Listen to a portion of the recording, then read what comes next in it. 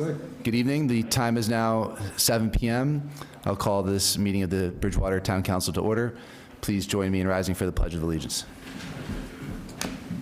I pledge allegiance to the flag of the United States of America and to the republic for which it stands, one nation, under God, indivisible, with liberty and justice for all.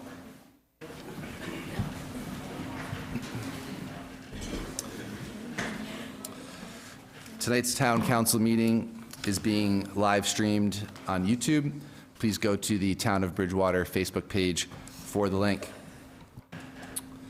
I do not have any condolences this evening for our veterans, but please join me in a moment of silence for all of our Bridgewater veterans who have passed.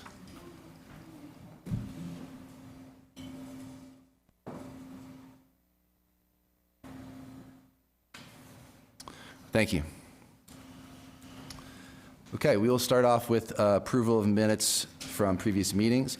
Do I have a motion for approval and discussion? So moved. Second. A motion and a second. Any discussion on the minutes? Seeing none, all those in favor? Aye. Any opposed? Motion carries.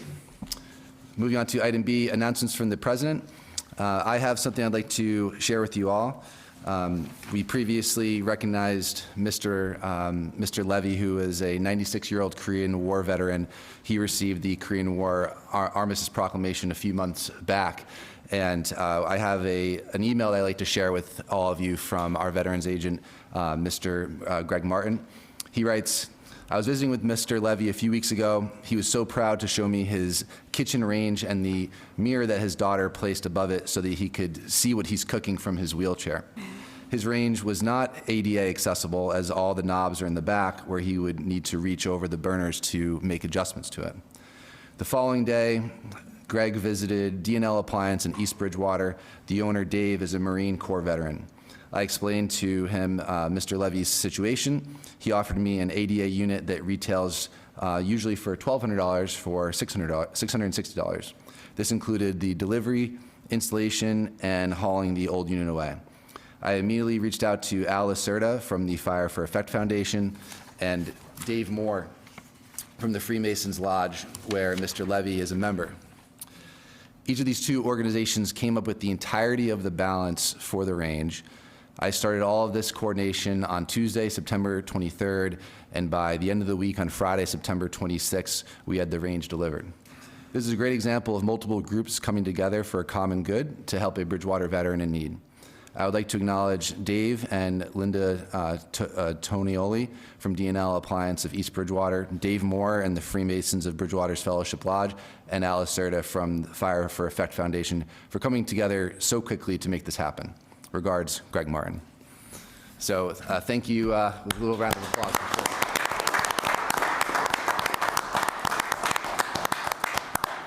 So thank you to Greg, of course, for being our veterans agent. Thank you to Al, who we always talk about in our meetings, Dave Moore and those folks, and of course the folks from D&L Appliance of East Bridgewater.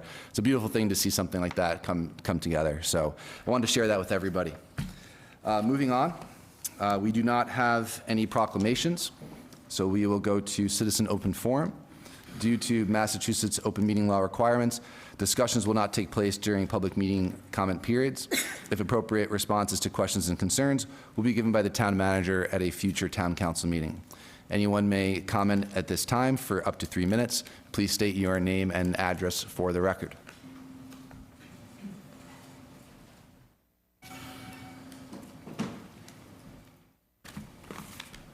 My name is Ray Jemian, Alders Road. If you give me 10 extra seconds, I just want to comment on your comment on Mr. Levy. B. Levy's our neighbor. He's a great guy.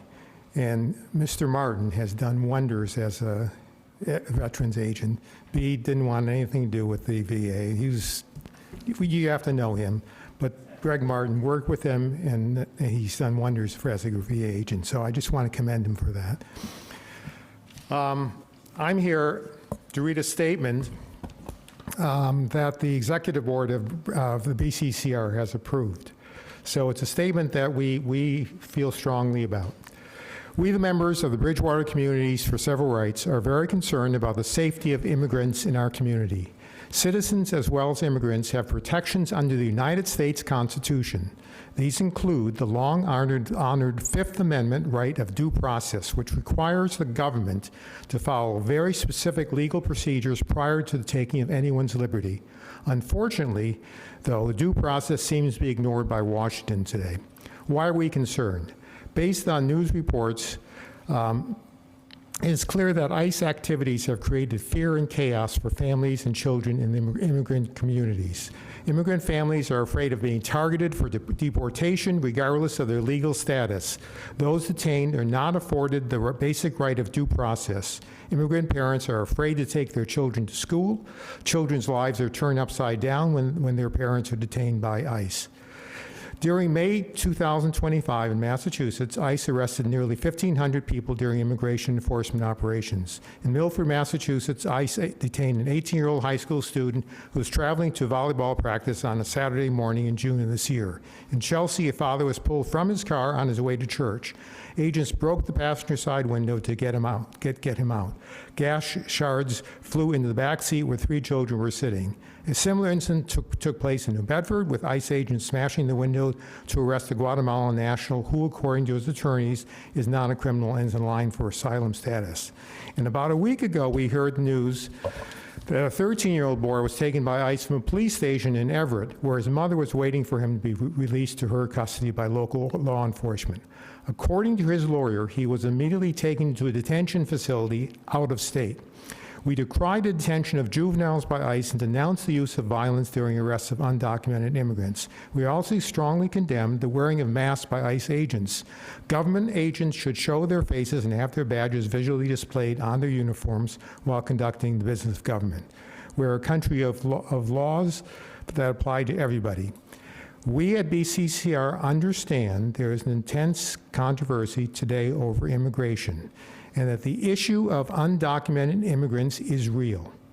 But as a civil rights organization, we feel strongly that our government cannot simply ignore the United States Constitution to meet the unrealistic target of 3,000 deportations per day. The Fifth Amendment of the United States Constitution provides that no person shall be deprived of life, liberty, or property without due process of law. It applies to all people in the United States, including citizens, undocumented people, equally. Due process ensures fairness by requiring the government to follow certain procedures before taking away somebody's freedom or property.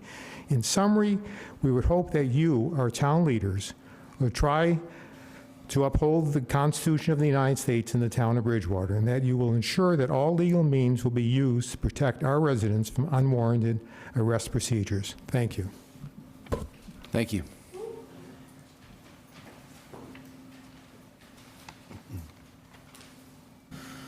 Would anyone else like to come up and speak?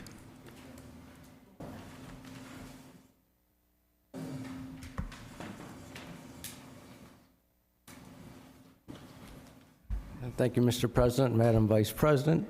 John Donna, 261 South Street. I'd just like to thank the council for their efforts recent months. Just been some tough issues in town for, the override and more recently at the last meeting. And I can only imagine how many emails you've all received or text, and some probably weren't pleasant. And I know how much time you put into this, having attended some of the meetings, not just town council, but otherwise. And I personally believe that, it's my personal belief that you're all acting in the interest of the town. So I want to thank you for being on the council at these tough times and listening to the people. This resident greatly appreciates it. If I could just speak as a resident, just personal feedback on the matter of housing. I think housing is the last thing this town needs right now, especially multifamily high-density housing. You don't have to travel too far to see how it can change the character of a town quickly. And at this point in this town, it's just going to exacerbate the problems that we currently have. Water, classroom size, traffic, So more housing is the last thing we really need right now, especially high-density, multifamily housing. And if I could just refer back to a couple of meetings ago when our president of PSU was here, Mr. Clark, he said, this stuck with me, he said, Bridgewater is ranked one of the top 25 college towns for its community. That is saying a lot, considering how many colleges there are in this town, not just Massachusetts, but in the whole country. We're top 25. And that tells me if Bridgewater is being recognized for the way it is now, we really shouldn't be messing around with things too much. I see a little tweaking there, here and there, maybe needed, but things are good in this town. So I'd just like to leave you with that thought. Thank you very much. Thank you.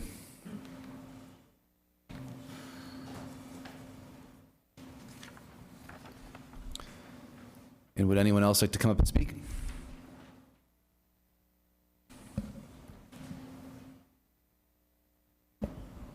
Hi. My name is Jill Sheridan. I am a mom of 4 in the town. A public school teacher. I've coached many sports teams in this town. And I'm wanting to address Council President Loretti and other council members about their Charlie Kirk veneration in the October 16th meeting. I'm not here to change your mind. You wanted to venerate Charlie Kirk, fine, but I'm here to speak to the rest of Bridgewater who clearly see the danger of Christian nationalism. And so, you wanted to have a moment of silence for somebody who was clearly a white nationalist, but I live here too. And I remember that a few weeks ago, the council voted down a resolution to make Bridgewater a welcoming community for all people. And I wanted to share a personal experience from the Saturday No Kings rally. An agitator with a Charlie Kirk / Donald Trump sign, he had 2 of them, assaulted me personally and several others. He repeatedly called me, and I have to say it, he repeatedly called me a cunt face, a bitch, and a whore in front of families that included children, my own kids included. And then something happened. A young man who was an Iraqi war veteran stepped up to have a conversation with this man who was raging, and it ended up with them shaking hands. My 18-year-old son, calmly and respectfully as well, had a conversation with this man, and I feel like the moral of the story is when you lean into people actually humanizing people, like we're not these, I've seen the town Facebook pages and like social media insults, but when you lean in, we have a lot more in common than not. And we have a president who is idolized by Charlie Kirk, who you venerated, posted a video of himself dropping fecal matter on American people. And if you think that's okay, I don't know what to say. I mean, this is not funny, it's not normal, and I guess I'm not here to change your mind, but I'm here to tell everybody else in Bridgewater that this is not normal behavior. That's not how humans should treat each other. And I hope that the Bridgewater Council members can collectively denounce that connection with Charlie Kirk, even though you chose to, venerate him and memorialize him. It has no place in a public meeting. And we don't have a connection to Christian nationalism. So Thank you. I just hope that council members will hear that and realize that That's not Bridgewater. That's not who we are. We're not Charlie Kirk. We're not Donald Trump. We're not these Thank you, Jill. people We're who past 3 minutes at this post point. videos dropping feces on American people. Thank you. So, thank you.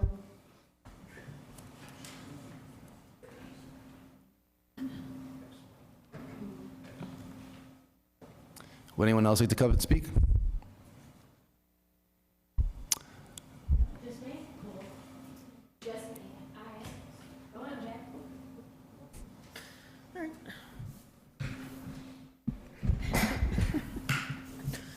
Mr. President, members of the council, residents in attendance, and folks at home, good evening. MJ Spagon, 5 Lakeshore Center, Unit 128. I just have a couple of items this evening, Mr. President. I know that there's a couple of items of legislation on the docket this evening, including the town manager's tenure of office, the ethics regulation changes. I did want to just give a little bit of input on that. I'm kind of concerned about the tenure of office bit of that. I recognize that industry-wide, as it were, 3 years is a good period of time for a town manager to be signed to a municipality, but it kind of takes away the ability for a potential candidate to negotiate a term of office. I think setting yourselves for 3 years only kind of gives the impression that you only want a person here one and done and let them leave, where you should be more open to retaining that individual. I know our previous town manager, Mr. Dutton, was here for roughly 10 years, and that's because he had a good relationship with the town. Not saying that any other future town manager would not have a good relationship with the municipality, but I think it needs to be a little more forward-thinking that the stipulations about having it only be one term, then be determined to an additional term by a majority of the council, I think kind of kneecaps the intent of having a town manager who will want to come to the municipality and work for the town of Bridgewater. That's the only thing I had for input on that. The other item I had concern about was the extensive changes to the ethics part, the business practices and ethics portion of the legislation submitted by Councilor Kennedy. I believe it's a little bit more wordy than it needs to be. I would like to certainly personally like to see it be a little more refined. Effectively, basically lining it up to say any person who is involved, associated with, or works for, volunteer, or otherwise for the town of Bridgewater shall be subject to Massachusetts General Law, Chapter 268A, and any other additional regulations. I think the bigger problem with the ethics issue in town, while I do not perceive any type of ethical issues with any of our colleagues, either you on the council, my fellow volunteers, town employees, I think it needs to be specifically noted that if you really want that ethics part to work, you need to have more enforcement of it. Mind you, I fill out a statement of financial interest every year. That is something you might want to change. It says it should be every June 1st, but the form does say January to December. Maybe have it just say instead by December 30th of that year. That would be certainly a good idea to do, makes it consistent. But the thing is that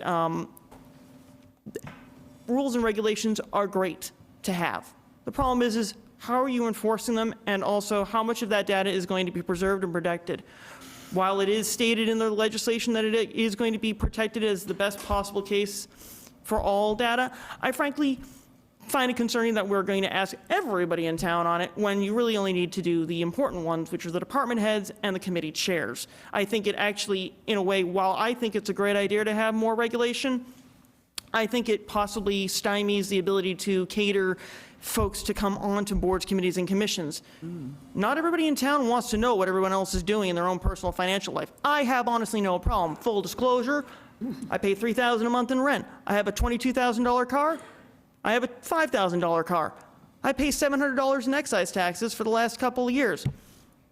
Other than that, I don't owe anything else other than a bunch of loans and a whole ton of credit card debt. Other than that, that's pretty much it. But honestly, also simplify the form. It's really, really egregious that we have to have that much documentation when all you just need to have is someone sign and declare exactly what they have.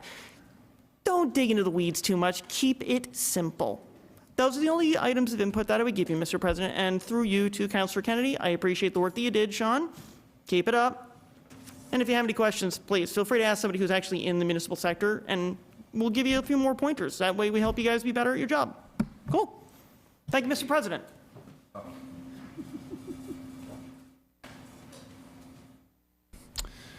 Would anyone else like to come and speak? Okay, thank you very much. We'll now move on to appointments. First up, item A, DEIB Committee, Jane Myrick. Sorry if I'm mispronouncing that. Do I have a motion for approval and a second for discussion? So moved. We have a Second. motion and a second. Any discussion on this appointment? Thank you, Mr. President. I just want to commend Jane for her very thorough application. I would probably say it's one of the most thorough front to back for 2 different committees that we've received. So I just wanted to give her her kudos in public that it was very well presented and she's very impressive on paper. Thank you. I will say, this is really loud. I will say ditto to that. Thank you. Any further comment? I will probably not be supporting DEI because I think that we shouldn't have a DEI committee in town. Again, as a person of faith, we are all children of God. We need to treat each other with kindness. So I will be voting against for the DEI, but I think it's wonderful that she applied for the Cultural Council as well. Thank you. Thank you. Thank you again, Mr. President. I would just implore any counselor that does not feel the DEIB committee is of any service to our town to bring forth legislation that we as a council can do in a productive way of having that conversation in a bigger scale conversation. But we do have a very capable applicant for both of these positions. Thank you. Can I ask for a roll call vote, please? Sure. We're just doing a vote for the DEIB committee appointment for Jane. We are not on the Culture Council yet. So let's go ahead and do a roll call on this one. Mr. Kennedy? Yes. Ms. Ellenberg? No. Ms. Striggles? Yes. Ms. McGrath? Yes. Mr. Loretti? Yes. Mr. Murphy? Yes. Ms. Hunt? Yes. And Mr. Lindy? Yes. 7 in favor, 1 opposed. Thank you. We'll now move on to the Cultural Council appointment. This is also for Jane. Do I have a motion for approval and a second for discussion? So moved. Second. Second. Second. Mr. President? Yep. Can I ask a procedural question, I think through you to the town attorney or the town manager? In the past, I know we're having a hard time getting people on committees, but in the past, people were not allowed to be on more than one committee. It is true. I applied for a committee, and I wasn't allowed to be on a second committee when I wasn't a counselor. And that is someplace in procedure. I just would like to know if that's still the case. I'm pretty sure, and you can obviously look it up, it's an elected official, not serve on any additional committees. And it's within the town manager's discretion if someone serves on multiple other forms of committees, but we can obviously look it up. But an elected official certainly can, by way of rules. So just further clarification, I was not an elected official. I was on the school building committee. The town manager wanted to appoint me to another committee, and I wasn't allowed to go forward with that. I also had to resign the housing authority. Couldn't serve on that committee. That was not an elective committee. That was a quasi-public committee. I had to leave that when I got on the council, and I still didn't leave a good taste in my mouth. So I'm just saying, if we're going to do this, we should really make sure we're proceeding properly. Sure. Could I take just 1 minute? Yep. When I was town clerk, I several times swore in people who were serving on 2 committees. It was up to the town manager to do that, and I think sometimes it depended on what the committees were. I don't know, I wasn't making the judgment, but I think they might have looked, the town manager might look at how intense a particular committee was, say, for the planning board. That's really intense. You're meeting all the time. DEIB, it might not be as intense. Certainly Cultural Council is not as intense. It has its very intense time during the year, but then it isn't for many other months. So I'm thinking that things like that might make a difference. Okay. Well, speaking specifically to these appointments, this is okay that we could have these 2 appointments on here tonight? I certainly can review it if you want to continue the appointment this is the first question I've had on it, so I can review it, and you can hold off appointing her to the Cultural Council till next week, if you want to do that. If not, I'll defer to the town manager. Well, I took a look at this before, and thank you, Councilor Hunt. I didn't see any restriction to having more than 2 committees. I actually met and interviewed this woman as well. She's eager to contribute, and, you know, in cognition of where our boards, committees, and commissions are in quorum, I made a decision to add her to 2 committees, and Councilor Hunt's absolutely correct. I think that's a decision that I make on a case-by-case basis, depending on what board and committee it may be, they may be serving on. I felt that for the purpose of these 2 committees, that she would serve well. So I would like to see it proceed. I know Cultural Council would like to get some more members, and DEIB would like to get some more members as well. Great. We'll go ahead and proceed. I'll go ahead. I just want to note that during my time as a counselor for the last year and a half, we have appointed people to multiple committees. So it has happened during my tenure. So we've seen repeat names on applications while I've been here. Yeah. All right. If no further discussion, all those in favor? Aye. Aye. Any opposed? I'm not opposed. I'm voting aye, but I would like to look into it and get some more information back. I don't want to stop the Cultural Council from performing, but it's got to be applied similarly across the board. Okay, thank you. So no opposed, and motion carries. All right, we do not have any hearings nor licensed transactions. We do have a presentation. We have our water presentation, and I will defer to our town manager for that. Yeah, we're having a zoo, and Bill Young, our new water superintendent, come and provide the presentation. I think they're just gathering their items there. Okay.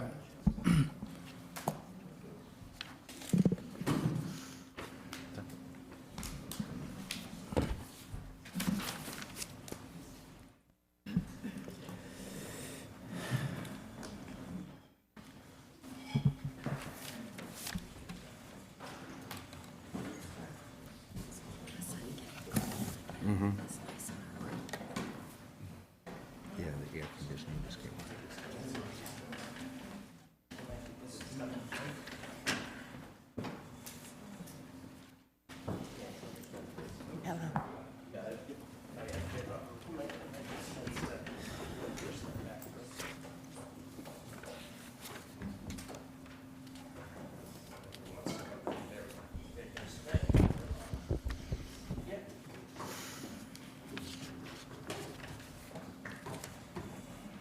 It's showing a threat down.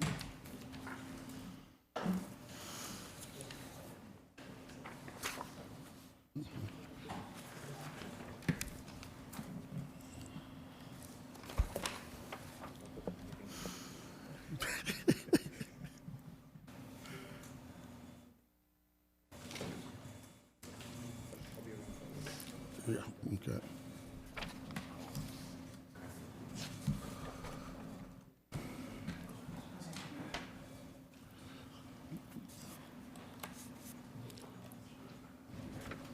Oh, after you, if you're waiting for us. Okay, well, Thank you.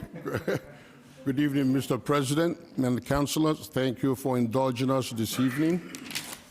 This presentation is really an abbreviated version of what we did back in March when we presented a more detailed overview of our water, roadways, as well as wastewater. So today we are focusing on water because, as everybody knows, water has been very a hot button issue, if you will. So, without much further delay, I'll go to through the slides. So basically, this presentation is intended to provide an overview of our water supply system related projects. And while we are focusing on major issues here, there are several maintenance work that we've been doing across the board. And again, the safety of the town of Bridgewater residents is paramount to what we do. And with that, I also, as you know, our former superintendent Jonas Kazlauskas retired back in August, and we went through a search for a new superintendent for water. We divided the divisions into water and sewer, so we have a sewer superintendent.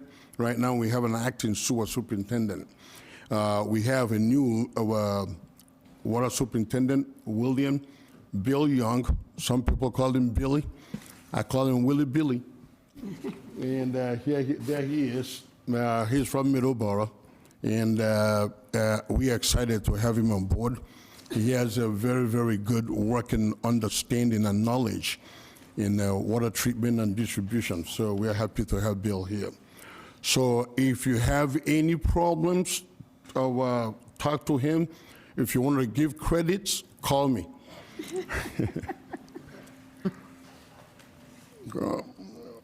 So water capacity update, as you all know, or may know, last time we talked about the fact that the current permit that we have is 1.98 million gallons per day. But what we have right now with our infrastructure, we are averaging at 1.55 million gallons per day. So leaving us with around half a million gallons a day. But because of the aging infrastructure, we have engaged in doing a lot of work with the wells. And right now, we have a well 10B, which is very high in iron and manganese, that we occasionally bring online to provide adequate water levels in our water towers, Sprague Hill and Great Hill, in order to make sure that we can fight fire. The design for that, I will touch on that again. The design for taking that water to the High Street treatment plant is underway. And I want to point out, there's a lot of times there's a lot of rumor that goes out there, but the town of Bridgewater is not currently under a do not drink order. DEP has indeed determined, because we provide them all the sampling and test data, and we are safe. The discoloration is not ever something to laugh at, but it's safe water. But we also have PFAS-free water at the High Street facility, the Highway Department. So wells 10A and 10B being tied to High Street plant, and we're looking at a 2-year timeline for that work. And once that well comes on board, we wouldn't be fighting anymore with the discoloration issues. Covers Point PFAS removal under EPA order is scheduled for 2029, as well as High Street PFAS removal, also 2029. Albeit, EPA is currently considering extending that timeline to 2031, but an official advisory has not been issued. So our water system priorities, we want to maximize withdrawals from the wells that will meet our water demand. As I said earlier, a lot of those wells need upgrade. We took our wells 4 and 2 offline so that we can service those wells and redevelop them. And then one of our priorities, as I stated in the prior presentation, is to make sure that we are complying with all the regulatory requirements at the state level and at the federal level. And then part of the work that we do in our priorities is to make sure that we have adequate storage in our towers, Sprague Hill and Great Hill, to make sure that we can fight fire. And we are planning, we're not sitting idle by, we are planning for additional water sources. We have approval from DEP for our Vernon Street wells, and that is part of the capital projects that we are planning. And then, of course, we want to make sure that we ensure financial stability of the Water Enterprise Fund to make sure that we can do all the work that are necessary to keep the people of Bridgewater safe. here we have an ongoing, what I call the ongoing capital projects. Back in March, we reported to this council that we are wells number 9R and 5R, basically R represents replacement. So replacement well number 9 and replacement well number 5. And DEP was very cooperative in fast tracking our approval review process. And they literally did it in a very record time.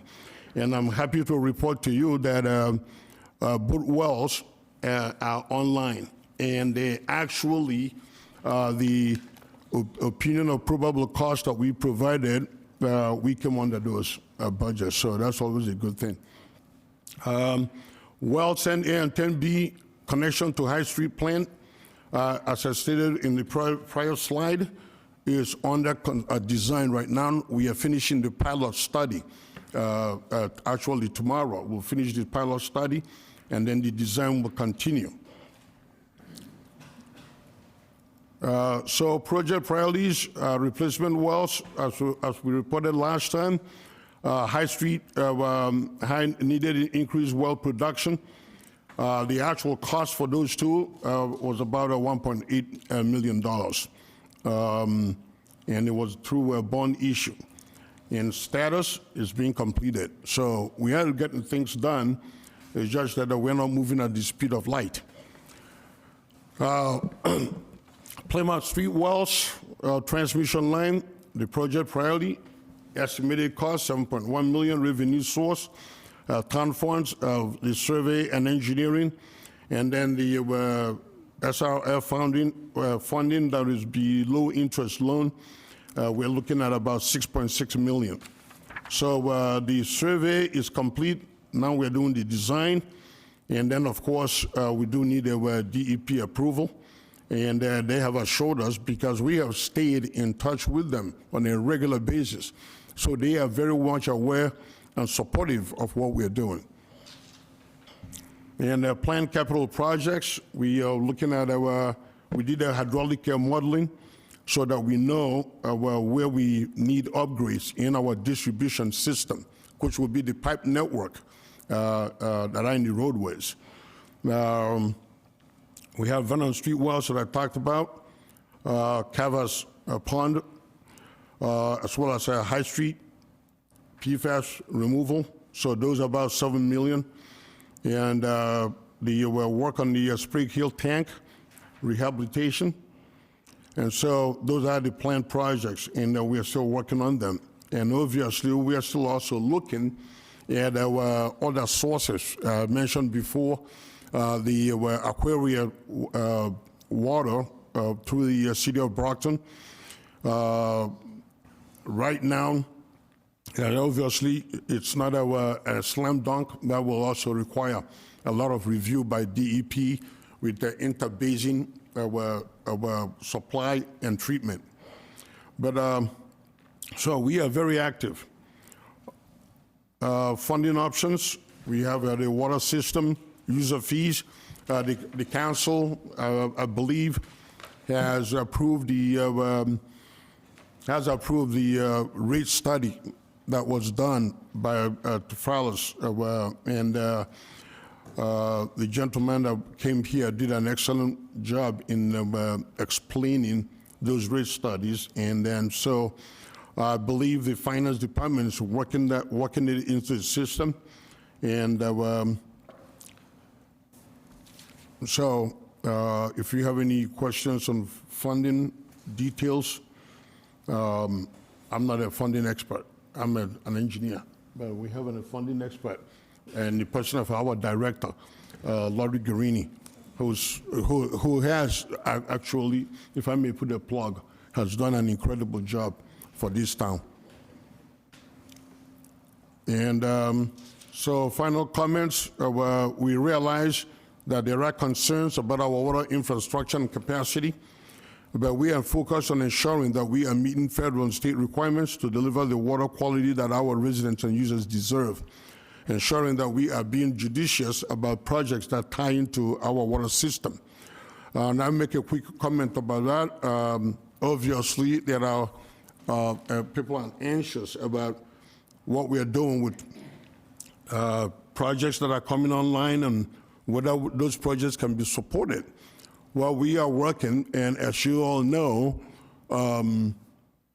while we have guardians of our water supply, you also have to maintain the viability.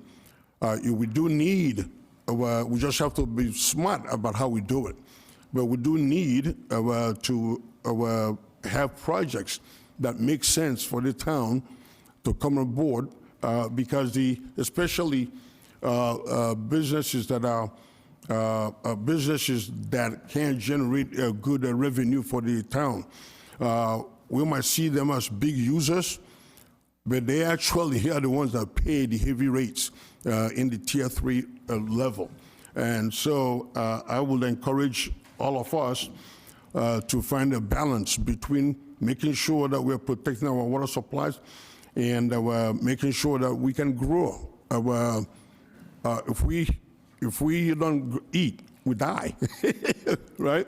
So we gotta feed our community. Make sure that we are growing, but we have to grow smart. And undergoing further study to evaluate our interconnection system costs and opportunities to add further revenue to our water enterprise fund. So it's a balance, but I'm not an advocate for a total shutdown. It just wouldn't make sense. And so we're working with our consultants, and we're applying for and utilizing opportunities that are available to us to receive monetary support outside the current base of users. So we're looking at those, and actually we have received some money from the lawsuits that were filed regarding the PFAS lawsuits, and we've gotten some settlements. And again, Ms. Greeny can address whatever funding that we have received from that lawsuit. But we have, so we have benefited from that.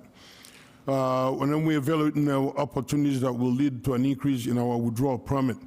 And once, they are not off record per se, but DEP has assured us that if we do all the things that we are doing right now, that they will be willing to entertain the idea of increasing our withdrawal capacity.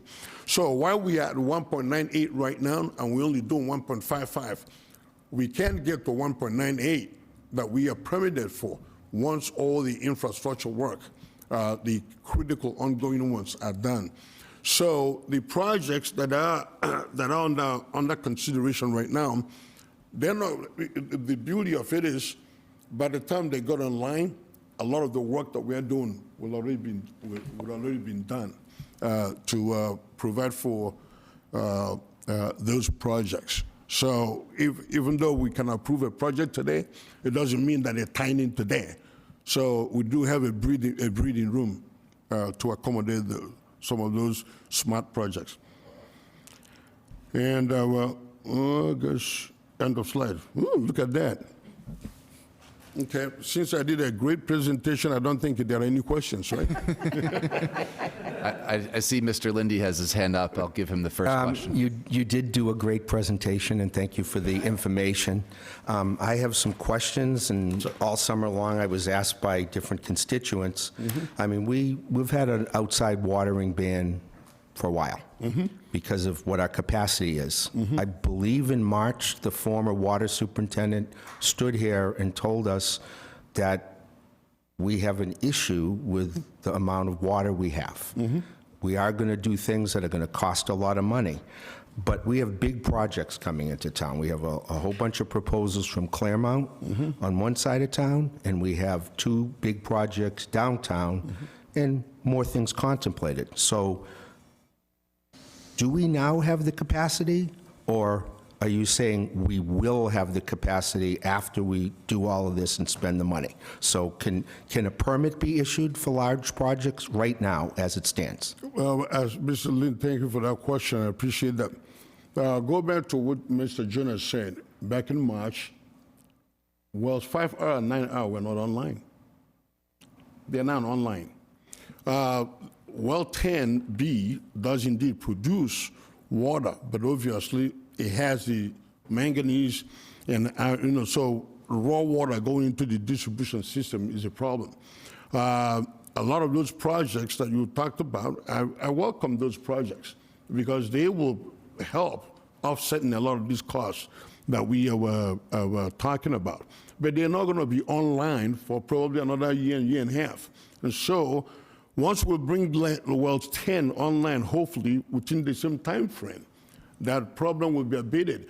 So what happens is when you have 1.55 that we're withdrawing, even though we have a capacity of 1.98, what happens is when you don't have enough replenishment of the wells because of drought conditions, because the state also declared drought advisory.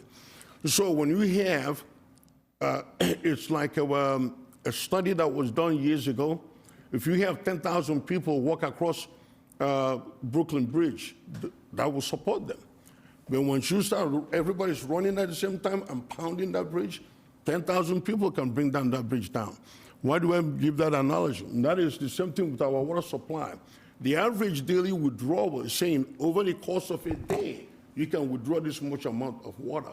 But what you see during the summertime and springtime, people are filling in their pools, everybody's running their sprinklers, so you have a surge, right? Just like on your roadways. You have traffic going. We might say that that road can carry 5,000 vehicles per day. But during the peak hour, 9 a.m., 7 a.m. to 9 a.m. or 4 p.m. to 6 p.m., all of a sudden you see a surge like on my street, on Pleasant Street. But it can carry 10,000 cars a day. But you can't have 10,000 cars in 1 hour.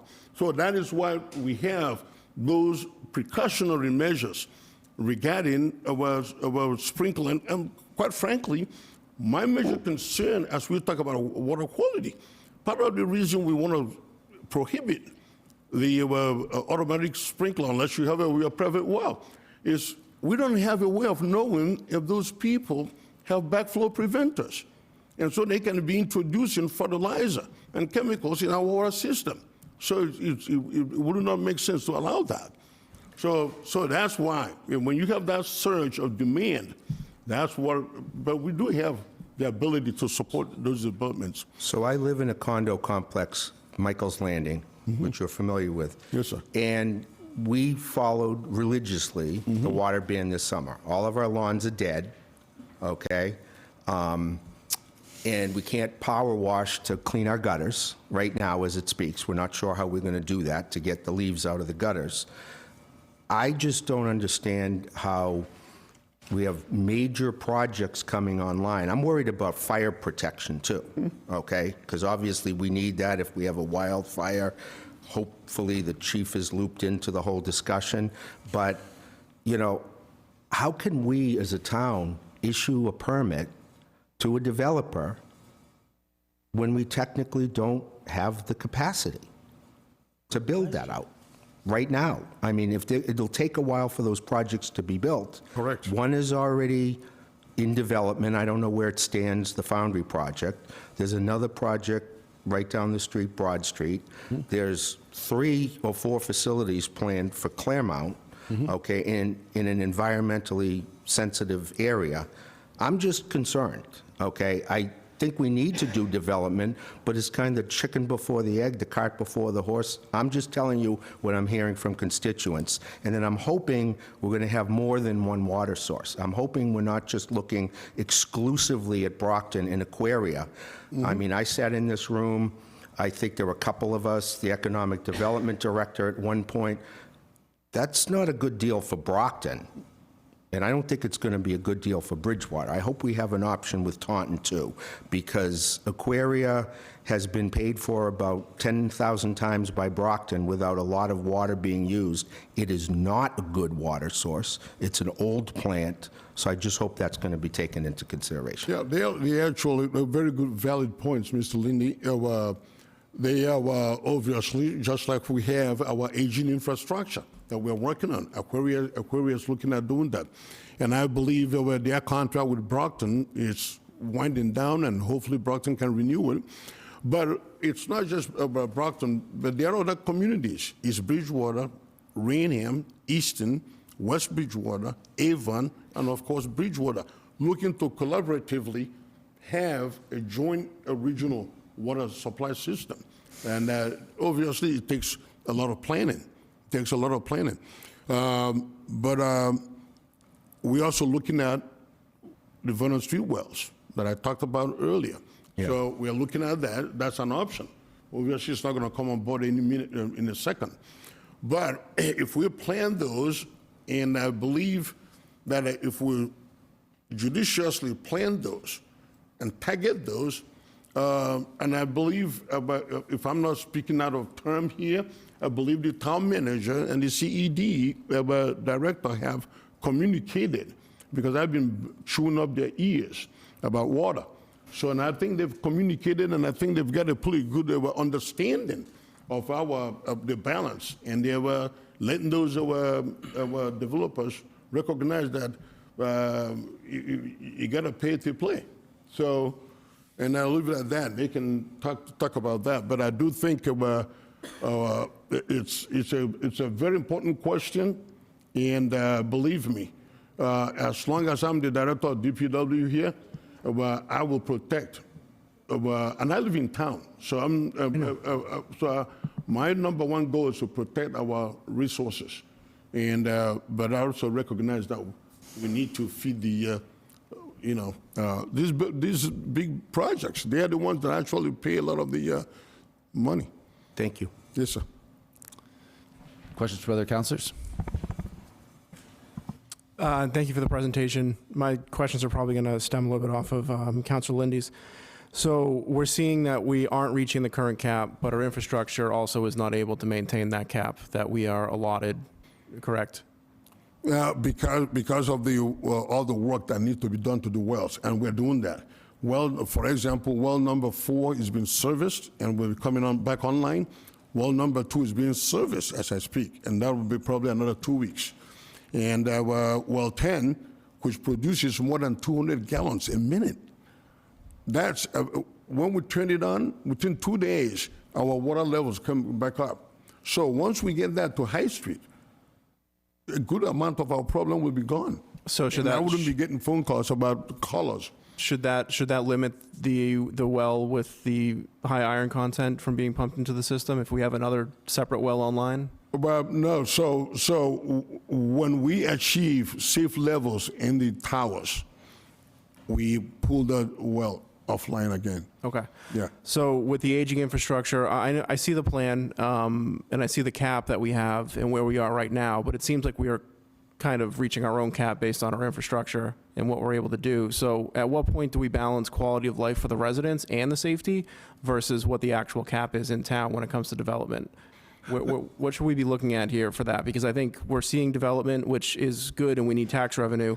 But is it going to start coming at the expense of residents being able to use water as they see that they need? Or No. So Kenny, before, and Zoo can answer this, I think we've tried to say this a couple of times, is that over the course of, let's say, this past summer, the infrastructure needed to be replaced in some areas. So wells 9R and 5R were taken down. Currently, we're cleaning wells and we're doing well redevelopment currently.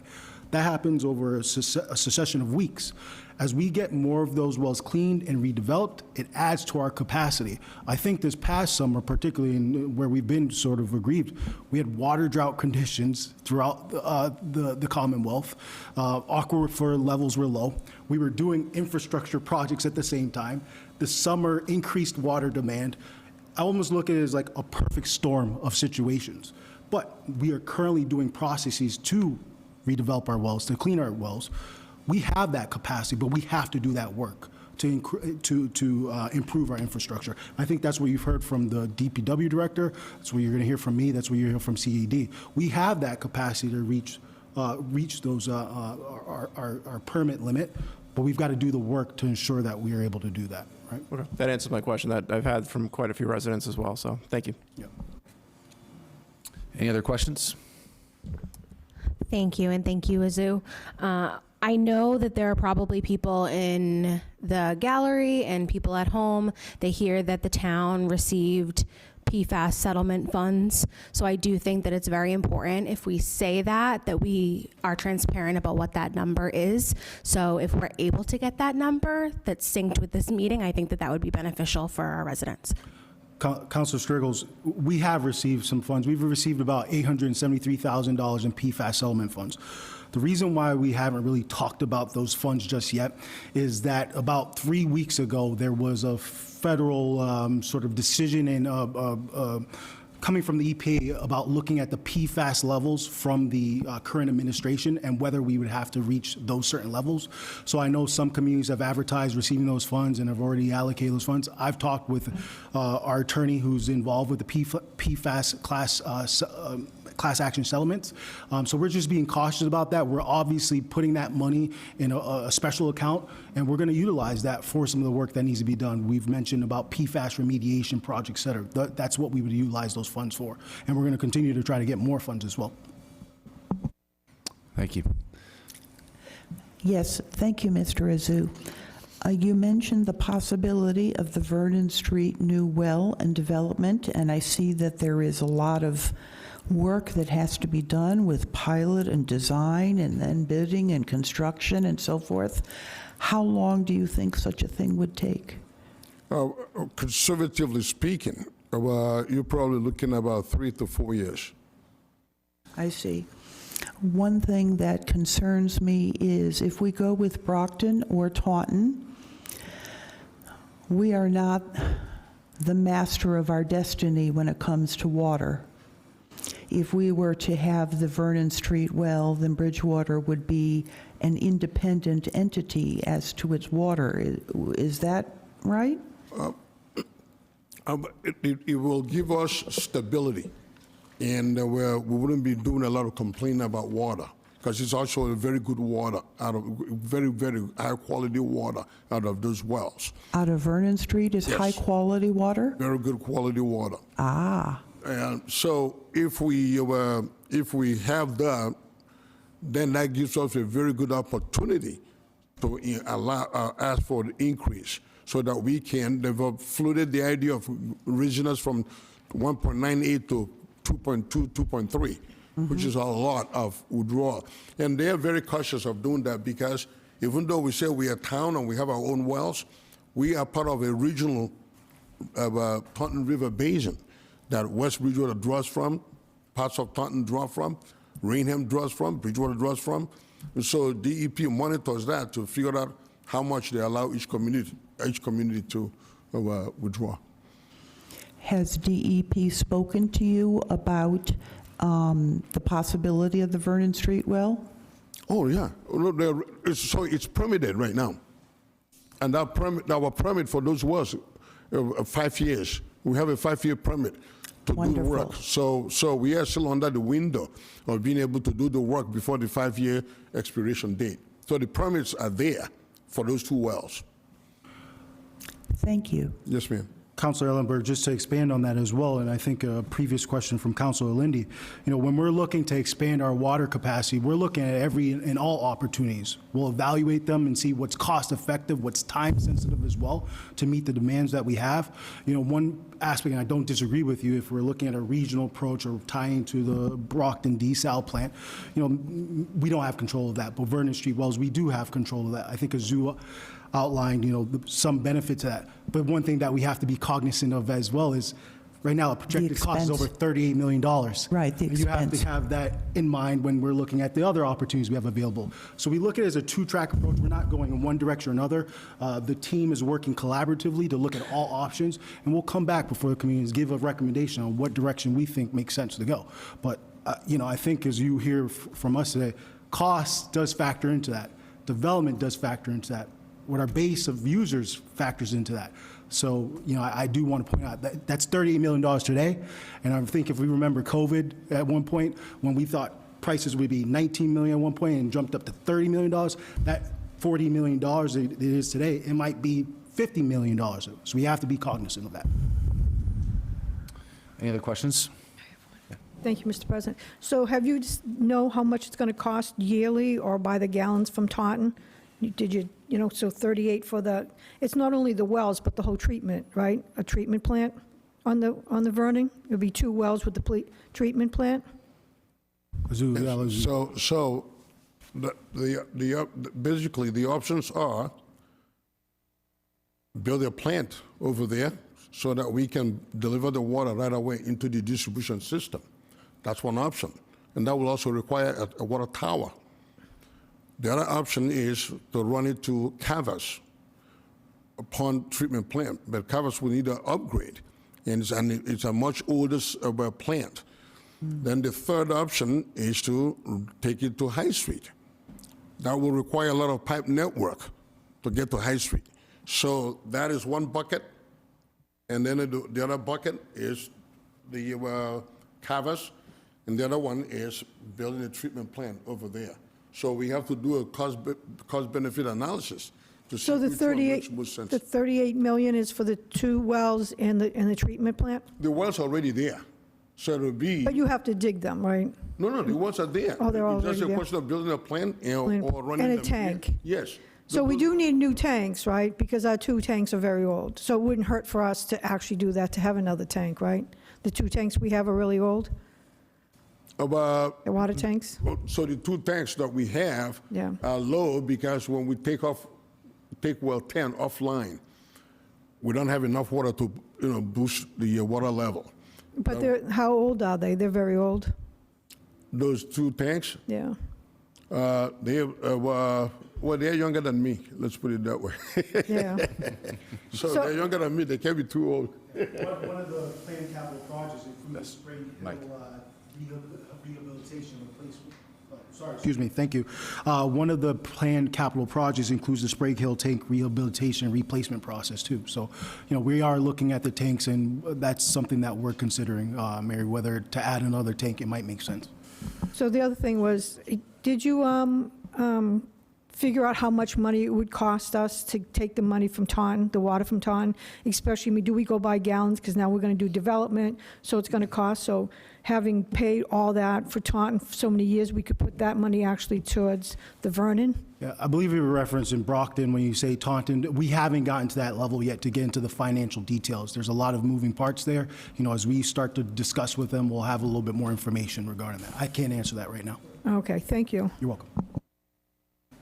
Any other questions? I have a few, and they are specific and kind of pointed, so if you can't answer them specifically, then we could address it another time. We're talking about the Vernon Street wells. Do we know the amount of water we could gain from those? I checked the master plan for water, which was in 2024, and the design is 0.56, so 560,000 gallons a day. $500,000. Is that accurate? Very much so, because all the short-term, long-term pump tests, that's what DEP has permitted us for those 2 wells. Okay. For $500,000 gallons a day, and they don't issue those permits carelessly. So we did a very extensive study, Okay. and we tested them earlier this year. Great. Yeah, because I look at it, $38 million. What's the dollars per gallon? On that per day. So I think that's an analysis that we'll all have to carefully look at. Looking at 5 and 9, which are now back online. Do we know the functional capacity that we have realized as an increase? Again, I know that's a very specific question. Yeah, but do we know what that was? They both were delivered 200 gallons a minute. 200 gallons a minute. What is that per day? Do we know? Well, so Times 60 times 24. So what happened? So if I answer that question, it doesn't pump all day long. Okay. Okay, those wells have to rest. Okay, and what happens too is within your distribution system, right? This one is coming at 100 and 200 gallons a minute. This one is coming 200 gallons a minute. They're not delivering 400 gallons a minute, right? Mm-hmm. Just like if you have 2 cars coming in different directions, they're going to collide, and they're going to be slowed down. So while it has that capacity to pump 200 gallons a minute, it doesn't deliver 200 gallons a minute because you have all those frictional losses, right? As the water travels through the network, it loses energy. And then when it comes in from the other wells, they slow down. But cumulatively, so I'm not going to give you a straight mathematical answer that this is what it translates to a day, for the simple reason that that can be misconstrued to think that we are producing that much a day, and we're not. It sounds like a considerable amount of water, and people are concerned about development. And I'm just looking at certain developments, like Broad Street, for example. I think, if I remember correctly, that's about 11,000 gallons per day. And so we're talking about in the order of hundreds of thousands of gallons per day, which were added in capacity. So I think that conversation is kind of relevant, so that people can kind of understand the scale of which these It is developments relevant, actually are. but just to help underscore that, okay? You look at our Claremont, okay? We're all concerned about the project that's coming there. That whole project, including the two big apartments, the offices, okay? They are using less than 120,000 gallons right now. So we talk about these huge projects, but they don't use that much water as we think they should be. So you're looking at about 120,000 right now. The project that they're planning probably will add another 10,000 gallons a day, right? And so, so we have to be mindful of that, that you see the size of the project, you think it's, the consumption will be exponential. It really isn't. And then the offices, they don't use water at night, right? They don't use water at night. So it sounds like a huge project, but it's a manageable project. Yeah, I think that perspective is important. Last one is, again, I was looking at the water master plan, and if you take out 10A and 10B, it looks like our designed capacity is around 2 million gallons a day, 2.03. Is that accurate? I understand that all of the wells need to be operational at that point, but is that safe to say that we have the ability to get 2 million gallons out of the ground per day? Once we treat well 10A and 10B, you can, but you're not permitted to do that. Yeah, 1.98 is the limit, right? Right. Yeah. And right now we are averaging 1.55. So once we get all the maintenance work done, we'll be approaching that level. Okay. When will that maintenance work be done? So as I stated earlier, Councilor, the 10A and 10B will be, our estimate right now is 2 years. Okay. It could be less, but I like to exaggerate so that if it comes down like some of our budget, we look like good stewards. Any further questions? Okay. Well, thank you very much. That was very informative. Thank you. I Appreciate appreciate the it. presentation. Thank you. Okay, we'll now move on to our town manager's report. So I'll send it over to Mr. Casanova Davis when he is ready for us. Thank you. We're going to have the fire station update first, and then we'll have the fire chief.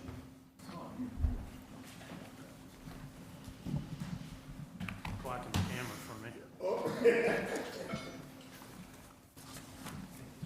So I think you all got the monthly report.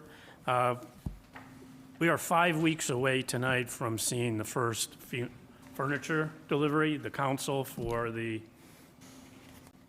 brains of the operation. If anybody's been by there, I mean, there's a lot of progress been made. I mean, we're still on schedule. I haven't been including the PCO log for the last 3 months because honestly, we haven't had any change orders, which is good. We do anticipate some small ones for additional wiring and AV IT work, but nothing significant. So we're in good shape with what we have left for a contingency. Again, I know that member Murphy has been down for a tour. The manager's been there. We now have our weekly meetings every other week on site, walking the building, which has been useful because everyone's getting a chance to, we're not using that kind of stone. So we're in good shape. I mean, we're still where we thought we were going to be, and happy to answer any questions. You said tours are open to come down? We could come down and Yeah, make an appointment with What you? I've suggested is, we can coordinate it through the manager's office. We just need a couple of days to make sure that everyone knows. There's some protocol that, you have to follow, but more than welcome. Don't come more than 5 at a time, because then we're having a meeting. Right, thank you. Any other questions? Okay. Thank you. Thank you.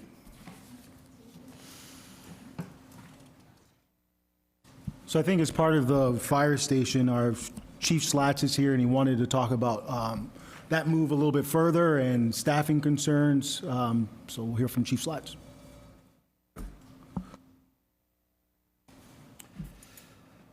Hi, everybody. My name's John Schatz, Bridgewater Fire Chief. I've seen most of you before, and I know most of you seen my presentation, I believe it was back in March. So some of this stuff is going to be repetitive. Some of this is new. So if you have any questions, feel free, or we can have questions at the end. So the challenges, like I mentioned back in March, our biggest challenge is staffing. So on our east side station, we're staffed with a 2-man engine. And a 2-man engine jeopardizes the safety of the first arriving crew at any fire scene.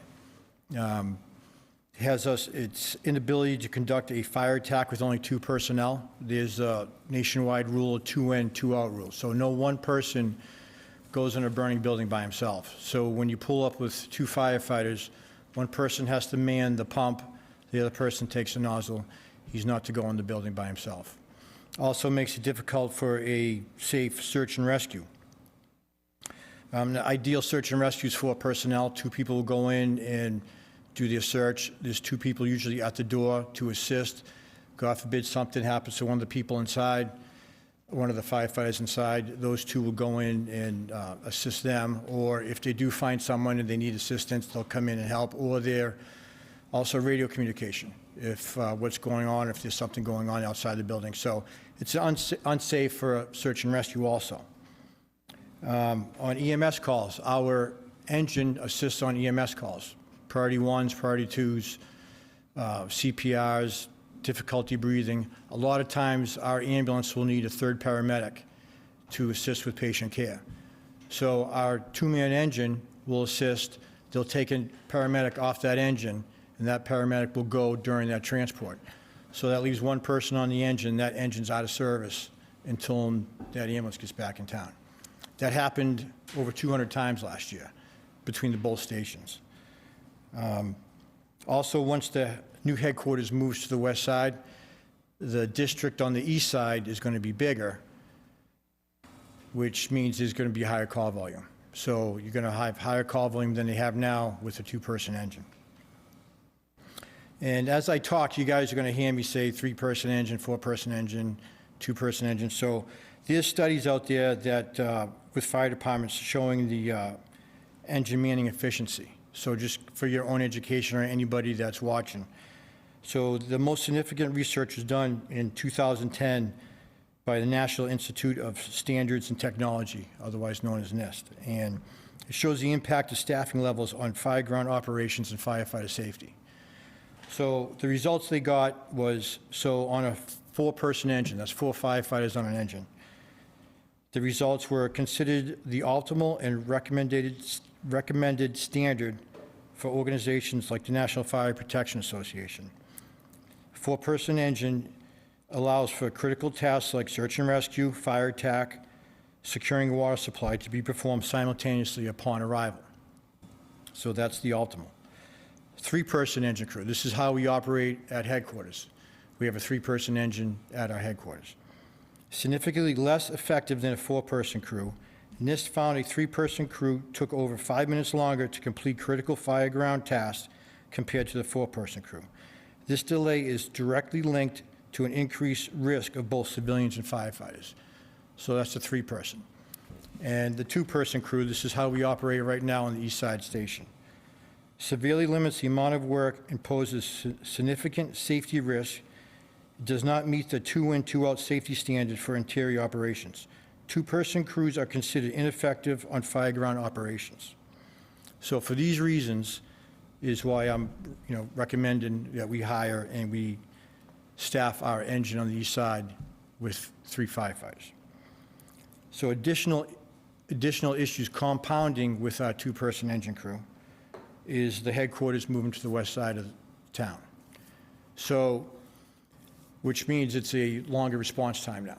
So back, I want to say approximately around 2015, we staffed an engine at Station 2, at our east side station. Before that, it was just an ambulance. So due to our call volume increasing, we realized they needed fire protection on the east side. So at that time, we proposed a 3-man engine crew on the east side. Financially, it wasn't, supported by the town.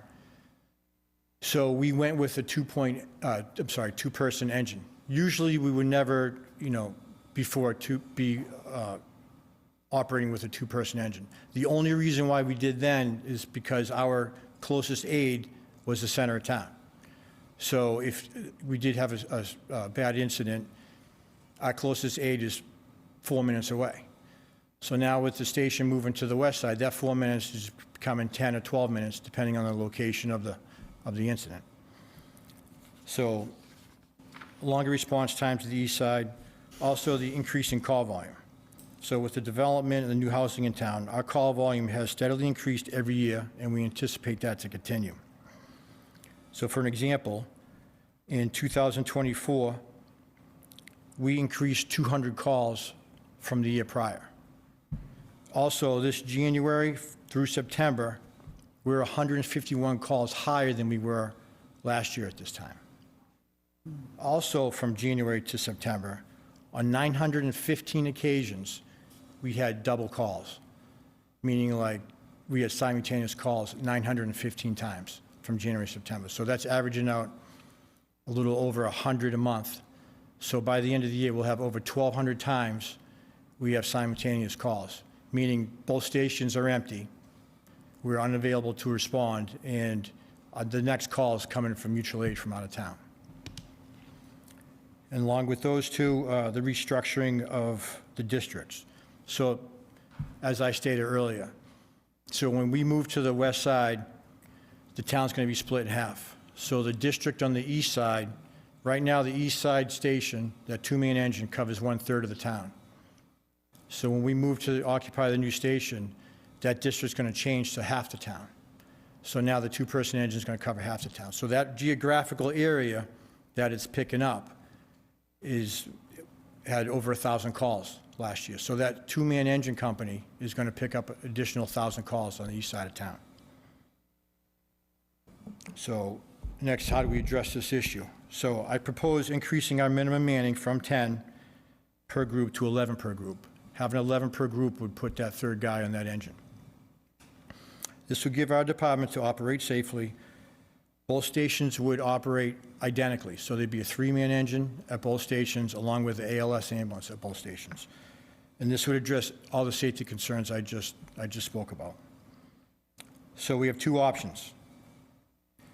We can hire more firefighters, which would be, like I said, so we need actually 5. We lost 1 due to budget cuts this past year, and to get that 3rd firefighter in the engine, that's 1 person each group, totaling 5. So we either hire 5 firefighters, or we increase our minimum to 11 with our present staffing, which would require increase in overtime cost. So both proposals come with a cost, but not acting comes with a far greater risk. A severe injury or tragic incident caused by understaffing will carry out not only financial consequences, but human consequences. I respectfully urge the town to take a proactive approach and prioritize safety of our community and our personnel over cost considerations. And I would like to give you 2 examples of insufficient staffing from surrounding communities around us. So in the town of Middleborough, last February in 2024, 11-year-old girl was killed in a fire, in a house fire. At that time, Middleborough responded with a 2-man engine, 1 person on a tower, and an officer in a command vehicle. And I'm coming up on my 30th year here, and I've worked with Middleborough many times on a fire, and They're an excellent department, they're well-trained, they're aggressive, they're excellent firefighters. And that day, they did everything they could to help that girl, and I don't believe they got her out of the building. But with that tragedy, Chief Thompson met with all the town administrators. Within that week, they increased their manning, 2 firefighters per group, and hired 6 firefighters that year. Now they respond, they have two stations open, they have a 3-man engine at both stations. They also had a fatal fire that following December. And that December, their first arriving engine was a 3-man engine. They made entry to the house, pulled the victim out of the house. Victim had no pulse. They did CPR, got the pulse back, transported the person to the hospital. You know, sadly, he succumbed to his injuries. But the fire department were able to do their job. And, you know, they gave that person a chance. Also, as we all heard about, is the Fall River, the assisted living facilities. The Fall River Fire Department had the fire at the assisted living facility. There's 10 deaths, 30 injuries. Fall River is a city, they ran with a 3-person engine. And most cities run with a 4-person engine. So same thing, after that tragedy, the mayor sat down with the fire chief. That following week, all their engines, I think there's 8 engines, were brought up to 4-man engines. And the mayor got on TV and announced he was hiring 15 to 20 firefighters within the next 2 years. And don't get me wrong, I'm not saying that we're going to have a tragedy like Middleborough or Fall River. You know, I'm not trying to scare anybody or anybody that's listening, but what I do know is we're running at a high risk right now. We're operating below safety standards. We're just increasing the response time to the East Side Station. Our East Side district's becoming larger, and it's going to pick up over 1,000 calls with the 2-man engine. Our overall call volume is increasing every year. And I feel like if this isn't addressed sooner than later, I feel like we're going to get caught. So I'm here, I'm trying to be proactive and not so much reactive. And hopefully we can address this issue sooner than later. What we have done in this past July, we did apply for the SAFER grant. We put in for 5 firefighters. We're still waiting for these grants to get awarded. Right now, everything's on freeze due to the government freezing. So, any questions? Any questions for the chief? Thank you, Chief. Does a man work, one of the firefighters work on dispatch? Yes. Have you ever, I know there's pros and cons about, what is the regionalization? Yeah. Is that expensive? Would that help? I've talked to it with the town manager. There's a lot involved, and it is definitely in the conversation, and we are talking about it, but it does take time. Okay. Well, I thank you for it. I'm all for hiring, because I know, I mean, we do have investments in town that we could, you know, I looked at the audit, stabilization funds, and investments that this town could use. So hopefully we will. Thank you. Thank you. I have a question also. Mark has the floor. Sorry. Oh, I'll Sorry. go ahead. Okay. No. Okay. I just wanted to know, I also favor hiring the extra firefighters. Do you have any idea how much this would cost the town? Yeah, we can speak to that, Chief. So when you count for, if you account for pension, health, and, you know, rates of pay where they are currently, 5 firefighters would be about $750,000.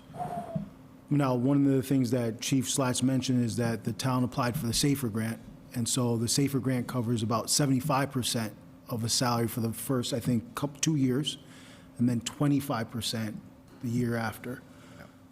But, you know, obviously, I'll let Chief and you finish your questions regarding that, but, you know, $750,000 of operational expenses is not something that we would pull from the stabilization, for example, that was just mentioned, when we balked at $450,000 from our employee liability to cover the additional appropriation in schools this past year. So there's a lot of factors here. I want you to ask your questions, and then I'll chime in further. Go ahead, Mark. So thank you, Chief, for clearly outlining that and giving us all the examples and parameters and everything. I, too, am very concerned about the east side and the manpower that we have to do stuff. I don't know who to ask this question to, but a lot of our calls have a lot to do with the university. We have the governor with a project on Hale Street that will take more resources. Is there any way we can get the university to help us with some of our costs? Because we have quite a few calls, at least EMS, that go to Bridgewater State. I don't know who to ask that to. Well, one of the things, I'll take this one, Chief. One of the first things that I think is when I came on board, I met with President Clark and I asked him for some additional support and resources for the town. Now, I won't say, it was almost a 10% increase commitment for the next year that he's doing. That hasn't been done for 10 years. Now, it's not a requirement for them to do it, but I asked, and that's what he was able to do. I know in terms of your question about the governor and the administration with the Hale Street property, once again, I think it's tying into the conversation we had initially with the presentation with Zoo. We're trying to leverage these opportunities to get more resources for the town. I know recently we just acquired some additional grants for our fire department as well as our police department. We're looking at applying for other additional grants. So we're going to try to leverage this as much as possible for the benefit of the town, for our fire department, moving forward. I think that sort of addresses your question. I've asked President Clark, we got a little bit of an increase for next year, but that's, they're not required to do that. So we're getting like money for the park, the mobile station, which still has to happen. I'd rather get that $100,000 personally for firefighters, if there's any way to do that. I just think, our resources are used for 2 state facilities. I love Bridgewater State, but the 10% increase, glad you got it. Should have happened every year for the last X number of years. That $55,000 number stayed the same. And, if they had a severe incident over there, the East Side Fire Station would be the one to cover it, and the West Side Fire Station would be. I just want to see more resources coming from, because grants expire, like you said. It might be a 2-year grant at 75%, and then after that, it's 25%. So how do we sustain that? We don't want to hire a whole bunch of people that we need, and then 3 years later or 4 years later, lay them off, because it's not going to get smaller, it's going to get bigger, so. I'm glad you mentioned that, because I think tying back to the $100,000 for the gas station, for example, that was a one-time outlay, right? So I think you're absolutely right. This would be an operational expense that would move forward. One thing, and my job and what we're doing, this team is, we're trying to advocate for as much resources as possible for the town. But one thing I would say, in terms of BSU property and state property, the town does get revenue and pilot revenue as part of our state aid that comes to the town as part of our budget. That is factored into our budget. The past couple of years, we've advocated, and I'm on the MMA Fiscal Committee, we've advocated for this administration to increase that funding. They've increased it slightly, so we are advocating for that. We are trying to do that, and those are the avenues and methods that we can do. Councilor Murphy, did you have something? Yeah. No, I'm fine. Okay, sorry. So I guess I don't have a question, Chief Slatch, but I do want to clarify for some folks, because I spent a significant amount of time last spring putting together a plan for the town's override and presented it to the council and citizens.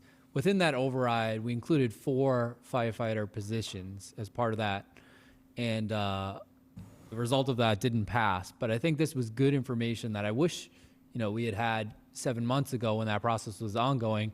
But I hope that citizens are listening to this now and seeing that demonstrated need doesn't just lie within our schools, but obviously with our fire and police, who also had some positions as part of that. And so if we're trying to fill the gaps through stabilization or other funds, I think that's, almost insulting to the fact that citizens didn't vote for that override. So I don't know where we stand now, and I don't know what that means for the upcoming year, but I appreciate you coming forward and stating that need, because I think folks need to hear that, and they need to hear it now and not as the result of an emergency or Right. something that occurs in town either. Thank you. Thank you, Chief, for your presentation. Do we currently have a grant writer trained for the department, or is it something that someone kind of takes on? It's our deputy chief who Okay. usually does it, and he's been very successful. Okay. I completely agree with the staffing concerns and needing 3 guys on a truck. Having gone out myself, 2 guys on a truck or alone, it's an unsettling feeling when you do that. So we did have an override that didn't go through. I think the SAFE grant is a temporary Band-Aid solution to that. I don't want to see guys get laid off a few years in. So Councilor McGrath brought up the regional. I may have mentioned this to you months ago after your last presentation. The department I worked for did move with Holbrook eventually, which did free up a desk guy to go out the door. And then later on down the line, additional funding that the town was able to come up with added additional manpower there. So I would love to hear more if that is being investigated, if there's progress on that. Not just even for trying to get 3 guys on a rig in both areas, but also dropping a guy on call-outs if you need to, or you can't fill a shift or something. You still have to maintain your staffing. So I'd love to hear more about that if that's an avenue, just in case there isn't funding for that. But thank you for your presentation. Thank you. I would just add that Chief Slats has definitely been proactive about this. We've had conversation, and Chief Slats has had these conversations with the council previously and with previous town managers, and I've encouraged him to advocate, and I think it's important for our community to hear these needs and concerns, as Councilor Murphy did say. In terms of your question, Councilor Kennedy, I have some experience with regionalization. I've talked with Chief Slats about that. It does take some time and some process, but we're looking at everything. I think we want to try to get more firefighters out into the road and help our community as best as possible, so we're exploring that. Yeah. Thank you. Any other questions? It's probably a little early for this, but have you guys done a cost-benefit analysis on overtime costs versus hiring additional firefighters? Have you guys gotten that far? I got a number that's probably not very accurate. I'd have to work with Lori on it. I'd imagine it's probably going to be similar because the overtime costs are going to be high, and then hiring additional firefighters is going to reduce total overtime. So I'd imagine it'd be similar. Just a comment, and no, not a question, but I think that this is important information as we enter in our budget discussions going into the spring. We're going to have those conversations early. I think that we need to look at the town budget as a whole and see where we could maybe find some cost savings so that we could allocate more funds. It's obvious that there's a dire need here, or explore other alternatives. But it's a comprehensive problem, and we all need to look at that. And it's our job as the council stewards of the budget, work with the town manager to figure out what we could do about staffing here and the police and fire side for sure. So thank you for the presentation, as always. Really, really appreciate it. Thank you. Thank you.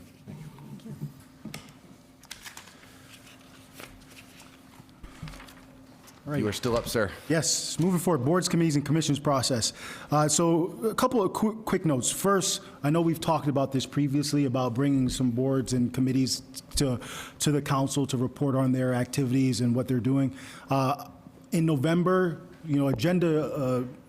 tentative of the agenda and how light or heavy it is, we will start that process. We'll start bringing some boards or committees to the council to report on their on what they do. So I'm excited to move that forward. I wanted to, and I know there was concern raised regarding the appointment process for the appointments on the last agenda. And I think it was really important, especially after talking with some councilors, to highlight there's 2 processes, essentially. One, the appointments the last agenda were town council appointments. Town council appointments go through a different process than the town manager's appointments. So for town manager appointments, I just want to reiterate our process. An application will come in. That application then comes into Josh, then gets forwarded to our Citizens Advisory Committee. They interview that person. I then have a recommendation gets forwarded to me. Then I have the capability to interview that person, and I have decided to do that on some occasions, some I don't. It then gets forwarded to the town council for consideration and ratification of that appointment. During that process, Josh does notify boards and committee chairs. We encourage, also as part of the CAC, as well as Josh, we encourage them to attend the committee that they're interested in, so they get to know. The town council appointment does not go through that process. It's a town council appointment. So I think if the council is interested in, refining that process to address some of the concerns that were laid out, the town council and the town clerk appointments don't go through the process that town manager appointments go. So I think if you want to focus on that, that might be an area where, one, we could assist, but I think that's the area where we focus on. I think we've got a very robust process for the town manager appointment process. So I just wanted to clarify that for the council. Any questions on that item? Through you to the town manager. When the applicants come in to Joshua, does he forward all of them to the citizen advisory? No. So that's the key part. So, for example, the Finance Committee will play, the Finance Committee had openings for town council appointment. So in that case, it would come into Josh, it gets forwarded to Deb, and then ultimately it gets forwarded to the council for consideration. It doesn't go to the CAC. Now, if it's a town manager appointment, it will come into Josh, I get notified, we then forward it to the CAC. So you get all the applications that come in? Yes, they all come through Josh, they all come online. And they're based all on- forwarded? Yes, Okay, correct. thank you. Just to clarify, there are town clerk appointments too for the Finance Committee. There's Yes. 333, so, and that wouldn't come through here or the town manager. Correct. That's what I want to highlight. That would not go through the same process as CAC. So, if you're trying to address the concern that was raised before, I think that's the area you need to sort of focus on. Anything else on this one? Okay, thank you. The next item is just a quick informational component for the municipal aggregation program that the town is launching in December. We are going to be hosting 2 informational meetings. It's posted on our website, it's on our front page, and we put press releases on our Facebook, but I wanted to highlight them tonight real quick. Thursday, October 30th, at the council chambers at 6:30 p.m. That meeting will be recorded. We've worked with BCTV to make sure that's recorded, so if you're not able to attend that, it will be recorded. And then we're holding another meeting on Wednesday, November 5th at 1 p.m. at the Senior Center. So I did want to highlight that for the public. We're getting a lot of questions, a lot of calls, so we're looking forward to people attending the informational sessions. Through you, Mr. President, to the town manager, you answered half of my question. I got a couple of calls from constituents. Some of them are very confused about the whole opt-out process, which I'm sure will be clarified during those sessions, and I'm glad BTV will record it. The other thing I was asked is there a large print edition? Because some of the senior citizens that got them in the mail can't read the type. So I don't know if there's a way, I know that was all mailed out by a company, and I believe they probably paid for the mailing, I would think. It said Town of Bridgewater on it with the company's name. I have not gotten mine. My neighbor next door to me got hers. The other neighbor didn't, so they might be going different days. But I'm just wondering, like, when people vote, like for the ballot questions, the state will print out some larger type stuff. It goes to like the library and places like that. Just a thought, not looking to add more expense, but No. I got 5 calls asking about it. Counselor, that's a good point. So what I've typically done during this process, and what we'll do here as well, is particularly when we go to the senior center, you're right, the postage and the cost for the mailers were by the Colonial Power Group. The town did not outlay any cost. And by the way, the town doesn't have any outlay in this cost of this program at all. But what I've typically done when we go to the senior center, for example, we do get some of those mailers and we do try to blow them up and have them available at those meetings. So we will do that here. I think that addressed your question. And in terms of timing of the mailings too as well, a major component of this is the post office. It's very interesting, and I've done this now 3 times. It's very interesting that you'll see a neighbor will get a mailer, and then a mailer doesn't arrive for 1 week for the next neighbor. This is something that I don't have an answer for. There's no way to mitigate it. But one other thing that I do want to sort of address too is depending on if you have a third-party supply, you will not get the same mailer that someone's on basic service rate. If you have a block on mailings that you've addressed to National Grid, you will not get a mailer. we won't be able to mitigate that. So it really is dependent on the resident as well. But what I'm encouraging people to do, if they're interested in the program, we've created a dedicated page for municipal aggregation. It's on our website. We have it on the front page. You can call my office, but we have Colonial Power Group, who's our consultant. They can address calls specifically. We've had questions about, I have solar, I have a residential discount. How am I impacted? Colonial Power Group is willing, and this is part of their contract with the town. They're willing to help. And we're having the informational sessions. So I'm really encouraging people, if they have questions, feel free to go to our website. We have FAQ page there. Feel free to call Colonial Power Group. Feel free to call my office. Feel free to come to the informational sessions. Trying to help answer those questions. Any other questions from councilors? Okay. Finally, the final item that I have for fiscal year 26 budget update, I know in the packet, I included a letter from our department heads in regards to sort of some further efforts that we've done to address the fiscal year 26 budget and the post-supplemental appropriation. I want to take a moment to, thank, especially after our last council meeting, the collaboration between our collective bargaining groups. We've had contracts that were settled before I got here, and that we've worked and we've collaborated. We've reduced COLAs for this year and next year. Those are not easy things to do, but we've collaborated. And I want to publicly say thank you to those groups that we've collaborated with. BAW in particular, AFSCME, our library groups, our DPW, and there's ongoing efforts to talk with our police and fire unions. But I also want to thank our department heads, because they are atypical of our process. They don't have steps and COLAs. They all uniformly worked with me to reduce their COLAs this year to help us navigate this budget. So I really want to say thank you. I appreciate the collaboration regarding that. As I mentioned when we did the post-supplemental budget, I was going to work hard with the team to address this budget and make sure we made decisions that would not only address this fiscal year budget, but budgets moving forward. And we've done that. And I think as we go into this next process of fiscal year 27 budget, these decisions, these collaborations will help us navigate that budget next year. So I want to thank people regarding that.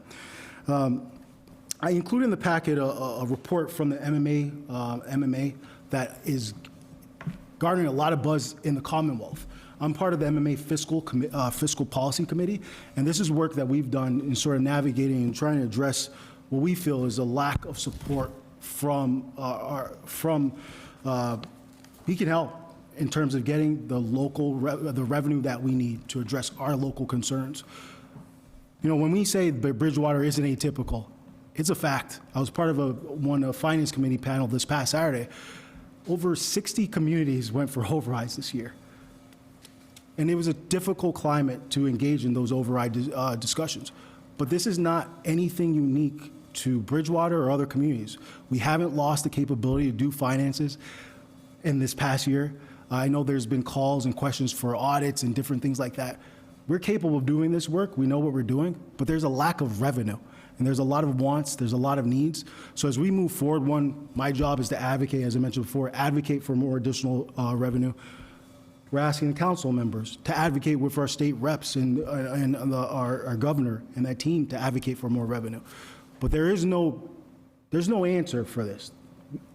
Health insurance, we had a report, health insurance last year rose on average 12%. There was another panel saying this year might be even worse than the previous year. Prop 2.5 and where we're at right now is not able to address those needs. So this is going to engender a deeper conversation about this budget moving forward, fiscal year 27. And to that end, we've already started meeting with Superintendent Powers. We're meeting with Rainham early. We're starting our process earlier. So we're really looking forward to, diving in, because as you heard from Chief Slats, there's a lot of wants, there's a lot of needs, and so that makes this a difficult budget process. So just wanted to highlight that. Thank you. Do you have any questions for our town manager? Could I just make a comment to him? Sure. Through you to the town manager. Thank you very much. This is really helpful to have this kind of depth of understanding of what's going on with you. And Mark says he's had a lot of questions about the aggregate Aggregation program. aggregation, yeah, the municipal. You would think I would know that with my husband, but I've had a lot of calls about the school.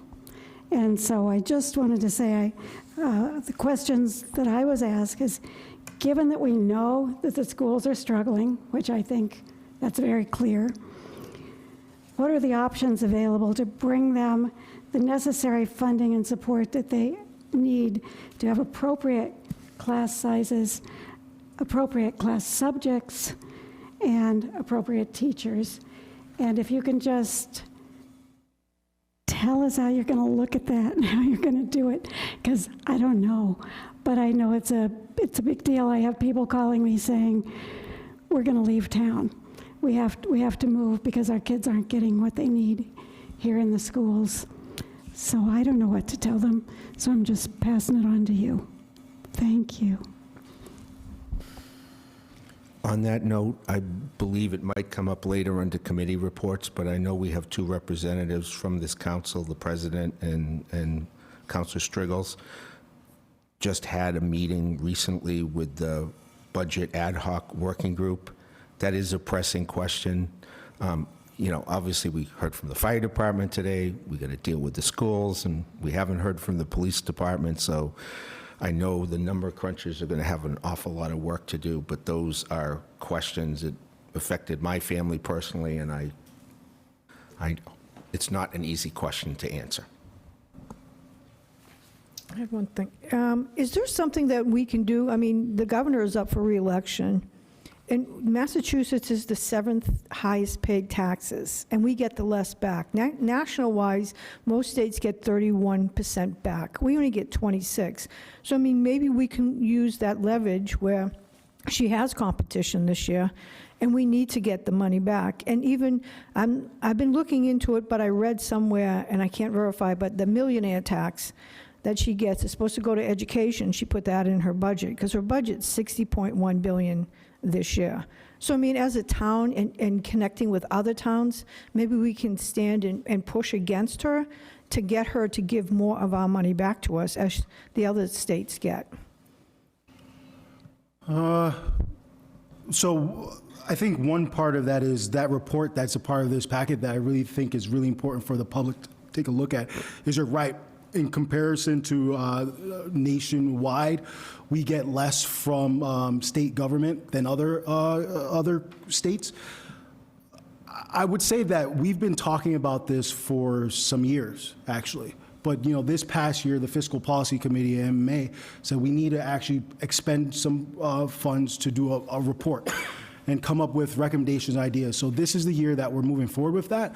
I wouldn't just say it was just the governor as well. You know, the legislature passed the mechanism for the millionaire surtax, and there's the surtax gets funded towards more gateway communities, and that's what the nature of how it was developed and it operates.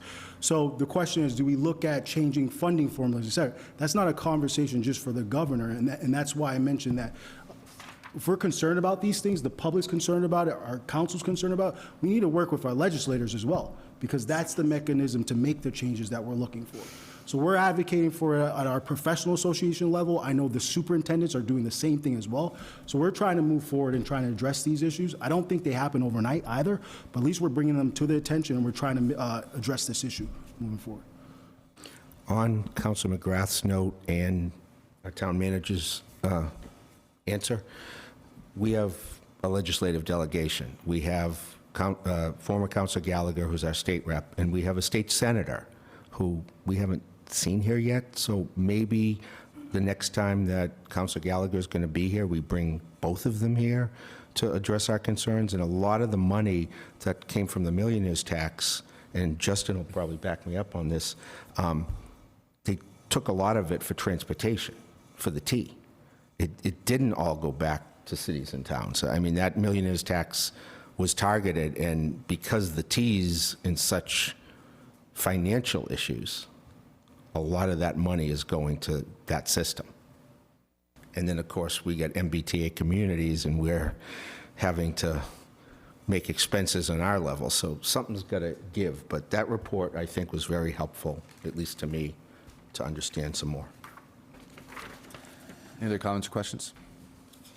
Yes, my only comment through you to the town manager is, when are we going to have our training rescheduled? Yes. Obviously, I'm not getting any less pregnant, so I would like to be able to participate at a high level. I have 8 weeks to go, so if we could get that rescheduled just so that I can participate with my fellow counselors, I'd appreciate it. It was postponed for a very valid reason, but I do think that it is still very important to this council to have it, and to our residents as well. I know it's a priority for the council. Deb is helping assist with scheduling that training for all of us collaboratively. I know we've sent a couple of emails regarding that, and we're working to try to reschedule that and make sure we accommodate all the schedules there. So Deb's really taking a point on that, so we appreciate that effort. Can I make a suggestion on that point too, to the council president? I'd like to actually see it here in this room.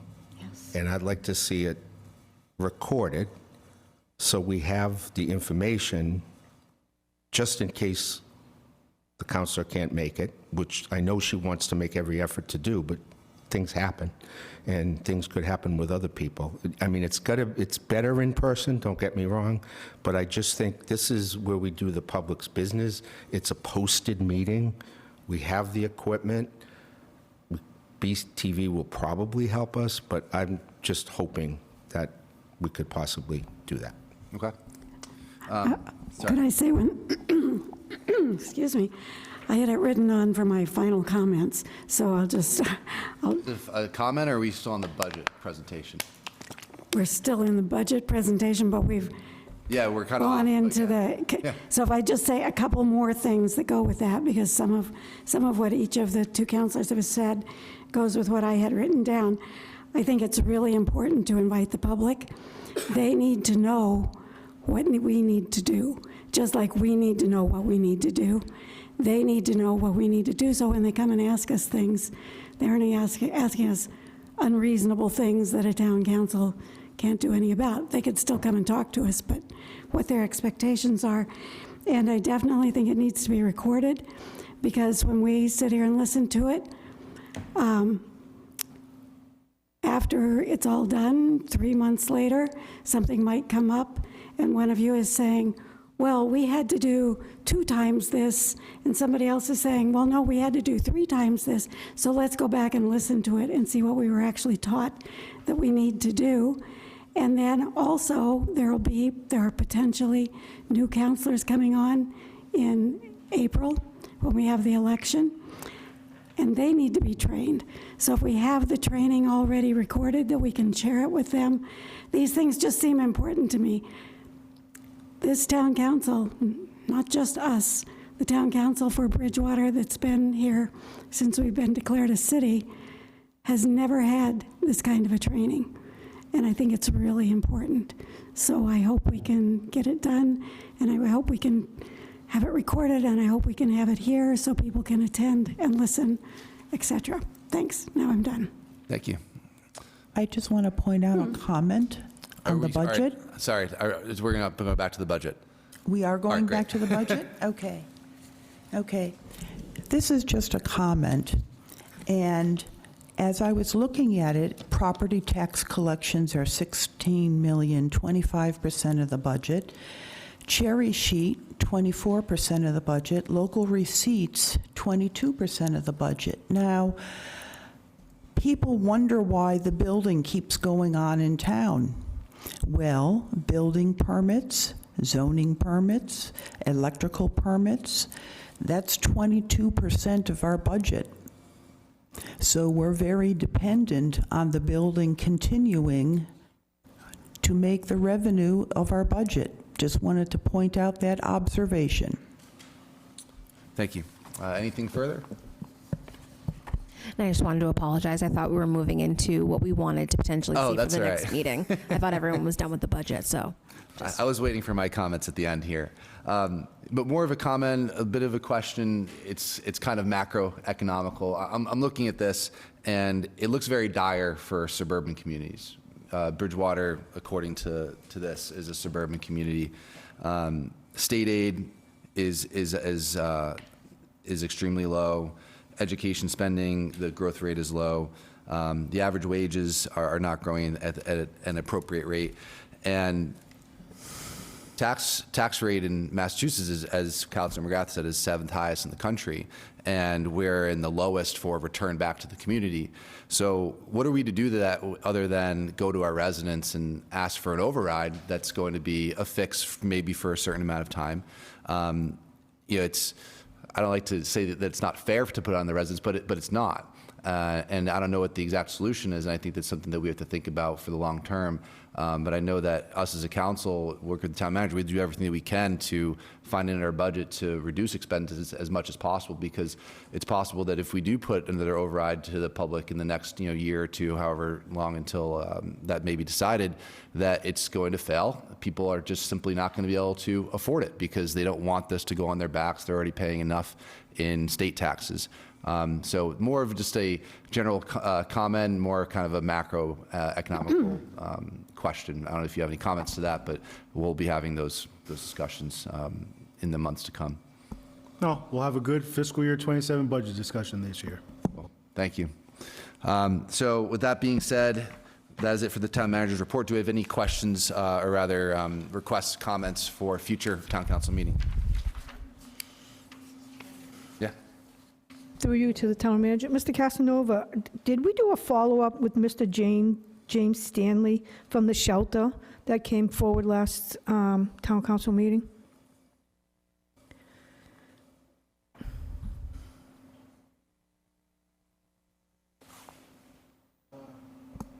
Yes, but I can follow up further regarding that at the next meeting. Okay, if there's a way, it's not the first complaint, so I was just wondering, as a town council at large, those are my residents that are in the shelter. Is there any way that I could get a list so I could go visit them and make sure that they're, talk to them to make sure that this is not going through all of them, or if they're safe? You want to get back to me? Okay. We might be crossing into some privacy stuff too, so these are, Well, I mean, these are private citizens and where they reside, and Right, but I mean, they're residents, and I'm a council at large, and this is the second individual have brought it up, so I'm just going in, and they don't have to talk to me. I go to the senior place, and they don't have to talk to me, but they're my residents. no, I completely understand what you're saying. I'm just saying there will be probably some privacy implications with seeking personal information of people. Yeah, okay. I was just going to talk to them about their own well-being, if they want to talk to me, but that's fine. You'll get back to me. The other thing, I know you, not that I'm tired of bringing this up, but it gets brought up to me all the time from the residents. Yesterday, Aggie Bus did not show up again. So the kids were not showed up. So this is the third time in 2 months. And once again, when the parents called, the superintendent told that they laid off, because of budgets, their transportation person. So the parents are stuck between the buses, the owns the buses, and no one else. So not all parents could drive their kids yesterday. Most of them, the parents will, carpool. But a lot of the kids missed school yesterday because parents didn't know. And that's it. Anything else for a town manager? I have two things. One, can we identify who's responsible for updating the signage, the physical signage around town, the ones with the Bridgewater seal on it? I noticed that not only are the town meetings listed with dates and times, but now sometimes topics will appear on those signs too, and I'm not sure who's determining that or who's deciding what topics go up there. And I'll just say it because we're talking it. My opinion is it should come from the town manager's office if we're communicating as a town on some of these items. So if you could just clarify for us the process for that next time. And then my second topic would be an update on the town center safety. I know you had talked about with the CED director maybe addressing some short-term improvements for pedestrian safety down there, and just wondering if there's an update or maybe where that's going long-term. Could I take just a quick minute with that? Those signs are put up by the town clerk's office. So the town manager's office, I'm sure, could take it over if he wanted to, but it's been the town clerk's thing to do since way before I was town clerk, so years before then. And the person who's setting it up right now is the same person who was doing it when I left a couple of years ago. So you could talk to the town clerk, or you could talk to him. I could give you his name and say, but I don't know what to say about how to, the person who's setting it up kind of picks what he knows is going on and puts it up on those boards. Thank you. I just wanted to thank, through you, I just wanted to thank the town manager for his help in addressing the situation on Summer Street with all the construction and the business that's been adversely affected over there. There should be a light at the end of the tunnel, and we got a pipeline or a sewer or a water project going there too, but I got asked by constituents to find out, and he right away talked to the building superintendent and other folks to get the information so I could get back to the business owner and some of the other people that called me about it. Thank you. Anything else? Okay. Thank you very much. We do not have anything for discussions. Do I have any committee reports? No? Okay. Next up, legislation for action. We have proposed ordinance DFY 26-002, amendment to the Bridgewater Town Charter to Article 4, Section 4-1, Town Manager Term of Office. Does anybody from Rules and Procedures have any comments, or do we need any amendments to this before we look for a motion to send to advertising? Yeah, we were going to do amendment on this. Do you want to make a motion for amendment and read it into the record? Yeah, make a motion. And then do we have a second? Second. So where it says replace existing language, we're going to take off, we're going to put in what the existing language is right there in parentheses. And it will say, the town council shall appoint by majority vote of the full town council a town manager. And then it will continue with the following, the town manager shall. So we just want to put that in between, replace an existing language, that part, and then continue it. Okay. Is that clear? Do you have it in writing? I have it in writing. Do you want to submit it to Deb? Okay.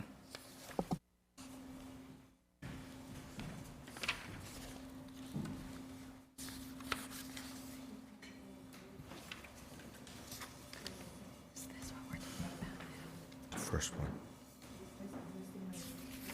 Back. Is that it? I was going to It was, we weren't changing the whole section 4.1, we're just changing one sentence. Okay. Councilor Rollins, do we need Deb to bring that back to us to read it verbatim into the record, and then? Yes, please. Okay. Do you have that there, Deb?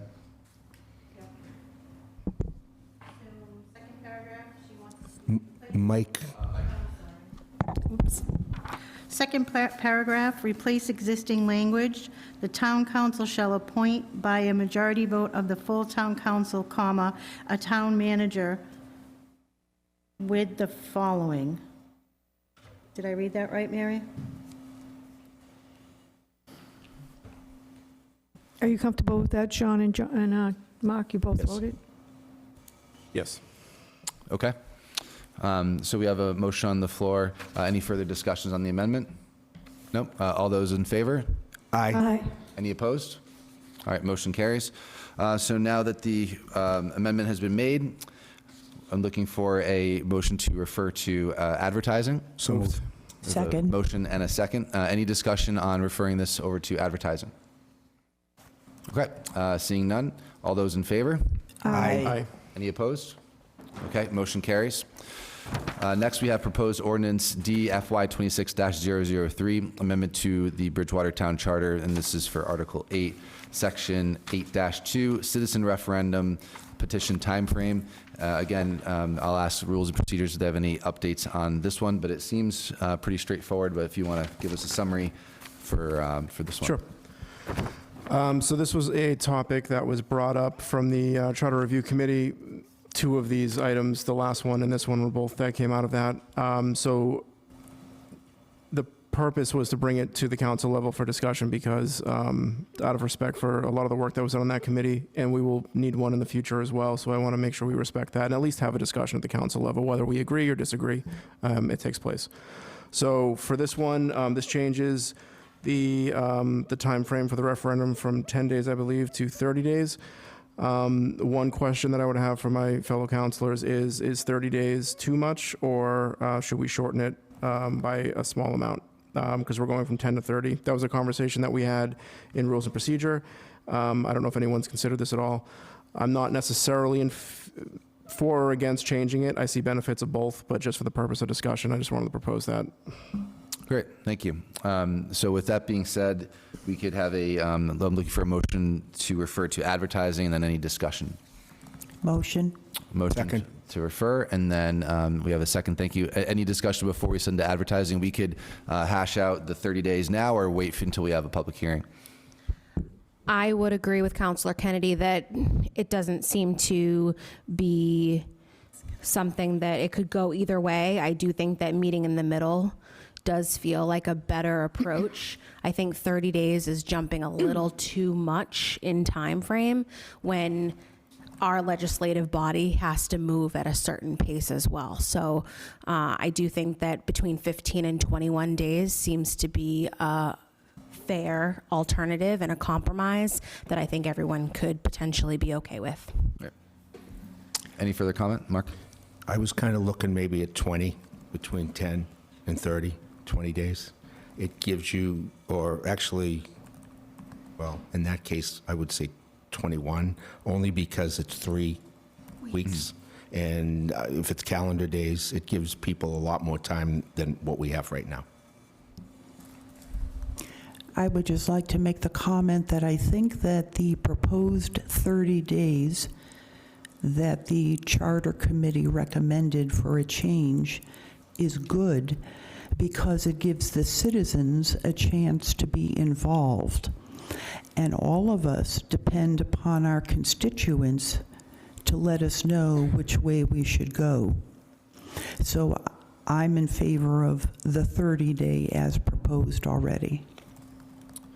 Yeah, I think that, like I said, we can leave this as is if we want and honor the Charter Committee, or if anybody wants to make a motion to amend now, but we could just hash it out in the public hearing if we'd like. Ms. McGrath? Yeah, I think one of the reasons we thought 30 is because one of the residents told us, or at least me, that they put forth a petition, and because it wasn't worded right, it had to go back, so now they had to get the names, but I think they had to get different names. I'm not sure if I'm doing that correctly, but I knew that the time limit didn't help.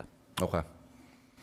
All right, and unless anyone wants to make any amendments to the 30 days, we could just go ahead and go for a vote. Could I say something else, not about the 30 days? And I'm not sure I'm appropriate. When we've got the listings of the Board of Assessors, the fire, all of this, is that for the next one coming up? That's the next one. That's the Okay, next one. all right, okay, then I have nothing to say. Yeah, I think a discussion hearing from citizens at the public hearing would be a good thing. I'm sitting around 21 days myself, mostly to prevent, mostly because we are elected to make decisions. We do need an access for citizens to be involved. 30 days is an extended amount of time, and having something not be able to move forward for an entire month is quite a lot. I know 7 days doesn't seem like a big move back, but it is definitely more than 10, but I would like to hear from the citizens at a public hearing before we amend it. Okay. Yeah, so why don't we go ahead and go for a vote on this, and then we could always make that amendment in the public hearing. So Could I say I wasn't exactly wrong, I think, because it lists the heads of department heads here, and I noticed in both this one and the next one, the town clerk wasn't ever listed. We're not on that. We're not on that Oh, one. you're not on that one now? I thought we were on the second one. Just a clarifying question, maybe to the town attorney, before we move to the vote, if I could. yeah, Sorry. sure. It says in here This is the second that shall immediately be reconsidered for the measure. So the town council would then have to immediately reconsider the measure upon receipt of the petition. What's the definition of immediately? How do you define immediately? I didn't draft this. It may be something to consider. I just immediately, or shall it read like the following meeting or something a little more? Something more defining? clarifying. Yeah. I think if you want to have a discussion about it, I'd be on board because I do think that is ambiguous and we should find at least a way to define it that works not only with recognizing a referendum that the citizens want to put forward, but also realizes that we all have maybe a few days' notice that we may need to actually sit in for something that is as important. Yeah. And genuinely the hope is that, you know, it would be something to the point where citizens would be so concerned that they would be doing this, because it's a lot to do something like this. So I know issues have come up in the past, but yeah, I think that's an appropriate conversation to try to work out. To our town council, can we make that amendment at the public hearing that's not too far outside the scope? Yeah, I mean, I think it's a good idea. Because this does have to be advertised, so I want to make sure that once it's advertised, we Yeah, can no, make that change. I think you're fine. I think anything you would amend, as long as it works within the confines of what you're trying to accomplish here, and the public has proper notice that really what you're trying to do is change the amount of days, right? But those kind of terms being defined are really important. Those are the kind of things that I think are often missing in the charter, so Yeah. I tend to agree with that. Council Kennedy, it was the only thing that you changed was the 30 days in this, right? This is stated Correct. right straightly from the charter? Yes. So the only thing we changed was the number of days. The only thing we change is the number of days, but the way that the order is written, it says that we can replace the purpose is to replace the existing language, and it does contain the entire language, so. So it does, this Thai language is what's in the charter, but we only changed the 30 days. Correct. That was my understanding, okay. I guess. This could be an opportunity to, while we're doing this, get it right. Change it more? Yeah, I was going to say, I guess to that point, why I brought it up is I think when the council reconsiders it may play into the amount of days we're asking for a lead time up to that. Yeah. Right? So if we meet on average every 14 days, are we giving folks essentially 2 meetings before we see it reappear again? I think it's good to kind of think of it that way too. And that was my thought process too. All right, so as long as everyone's okay with it, we'll move it forward to advertising as is. So we'll go ahead and put it to a vote. All those in favor? Aye. Aye. Any opposed? Okay, motion carries. And then last for legislation for action, we have proposed General Ordinance D FY 26-004, amendment to Chapter 3, Article 2, Section 1, Business and Ethics and Conduct. And I know that Councilor Kennedy has something on this before we discuss. Yep, so there's a few things with this at the moment. So one, to answer a citizen's question, because it was prompted tonight, the reason why this isn't an umbrella is actually part of the reason why I'm going to ask for this to be continued to the next meeting, which is some of these do fall into collective bargaining issues, and I don't want to put the town, I don't think any of us do want to put the town in a position where we're violating a contract. So I'd like to continue this further. And another part of this, I know my councilors have probably noticed, there's a large amendment change to the entire section. And the reason for that change for the entire section is because the process, the way that we go about this has changed. The information is now retained at the state level through a state website instead of at the clerk's office, which was the prior, which is what we currently have in there. So there's kind of multiple components of this that changed, and kind of a large one. But so I'll be looking to make a motion to continue this. Second. Second. Any discussion on the motion to continue?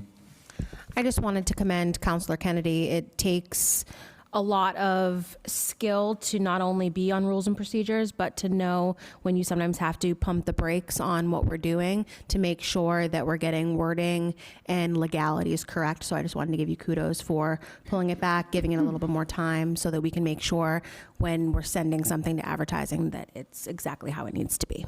Thank you. And now, Yes.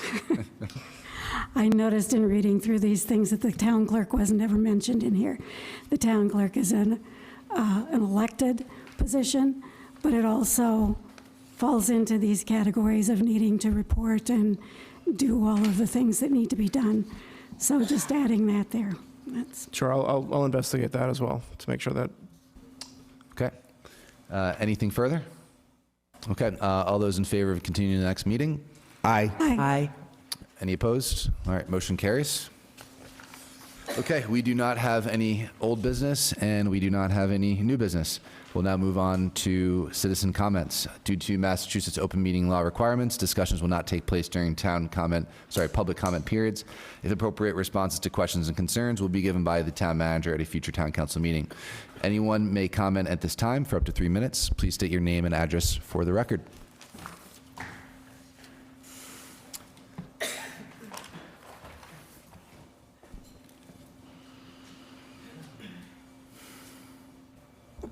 Thank you, John Donna, 261 South Street. I appreciate the opportunity to get up and speak here at the town meetings as a resident. I find it just as important, too, to stay through the meeting and hear the questions you ask from the different,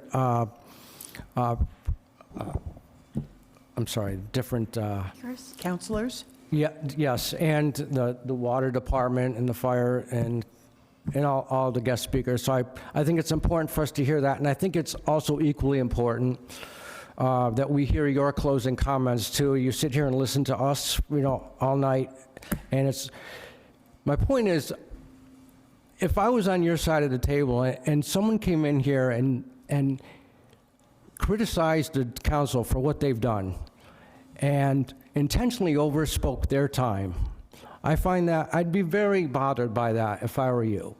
Personally, I find it inconsiderate and improper, and I would never intentionally overstate my time, and I try to make the effort to hear the whole meeting and hear your closing comments too. The other matter, and let me know when my time's up, I like to talk about things that are relevant to the town, because this is a Bridgewater Town Council meeting. But there were some residents who did speak on federal government, federal agents, and I do feel compelled to speak to that too, since they did. Personally, I find it refreshing how transparent the Trump presidency is. You can turn on any news station anytime during the day, pretty much, and hear what he's talking about, what he's planning to do, who he's visiting with. He takes questions from the press. It's far more transparent than anything we saw in the last administration. I also find it very comforting that the current administration takes an interest in what's going on in the border, taking concern about who's coming in here as opposed to just turning a blind eye to it, and taking an interest in law and order in what's going on in our cities and towns. And I heard about a couple of residents speaking about ICE wearing masks. I wonder about that too, and I wonder if it's maybe because they're just federal workers, probably not the ones that are dictating policy, but the ones who are asked to carry it out. And they're being tracked by these hordes of people who are trying to disrupt them, in some cases be violent against them. I mean, they have family too. They're probably concerned for the safety of their families, and if their identities are revealed, their families are in jeopardy. I personally am appalled by the way our federal government agents are treated. They're not making policy. They're out there doing their jobs like everybody else is. Thank you. Thank you, John. And thank you for your respectful comments. And thanks for staying to the end. Okay, I wasn't going to speak. Chris Ajemian, 221 Aldrich Road. I don't know whether to laugh or cry to hear somebody say that this government that we are suffering under is transparent and that they're doing things for the benefit of our citizens. We recently had a No King's Day in Bridgewater, part of 2,600 protests and demonstrations across the country. In Bridgewater, we had between 500 and 600 people who stood on the common and expressed their displeasure and their disagreement with masked ICE agents. Police departments carry out a difficult job every single day, and they don't wear masks. So this is part of intimidation. It's part of instilling fear. Sure, we have an immigration problem, but the immigration problem has gotten to the point that it's gotten because nobody wanted to do anything about it, both parties. So please, I just had to speak and say that I really did. There's another whole other bunch of people out there who think differently and are not at all happy with the state of the country and the road that we're on. And that's all I have to say. Thank you. Thank you. Anyone else like to come and speak?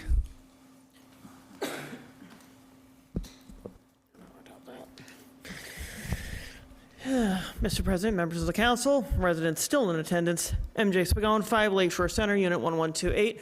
I would like to express my appreciation this evening for Mr. Etonero and Chief Schlach presenting to both you as the council and also to residents in town. I find it important that we get that type of information, that type of knowledge from our colleagues in government and from fellow officials.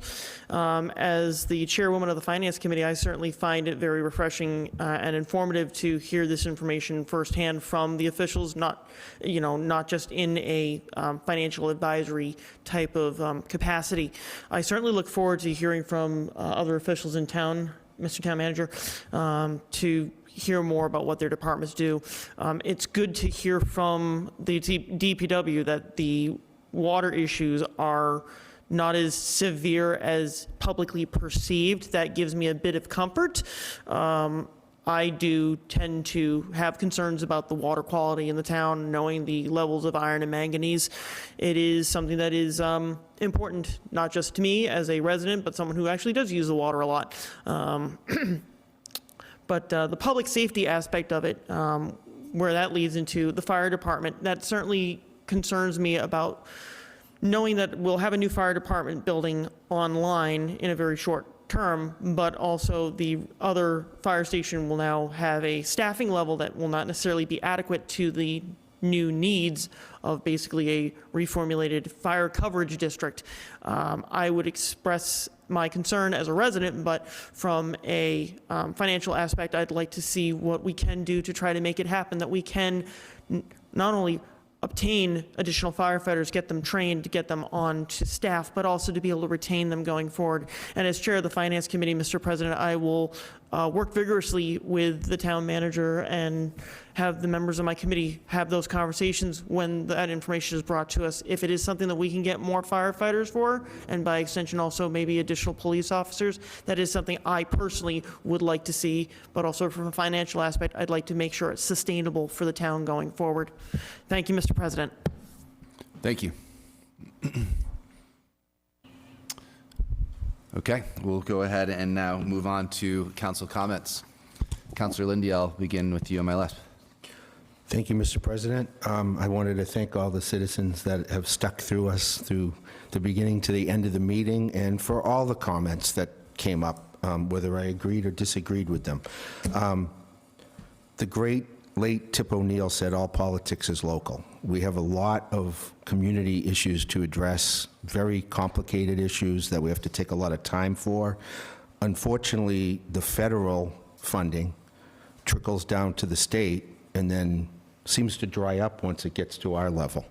So, the thought of bringing our legislative delegation here to address it, I know, I believe shouldn't say counselor, he was a counselor, Representative Gallagher was able, I believe, to get his earmarks through, and there is going to be, I believe, money for Town River Landing that he earmarked. I think he got his Rainham as well.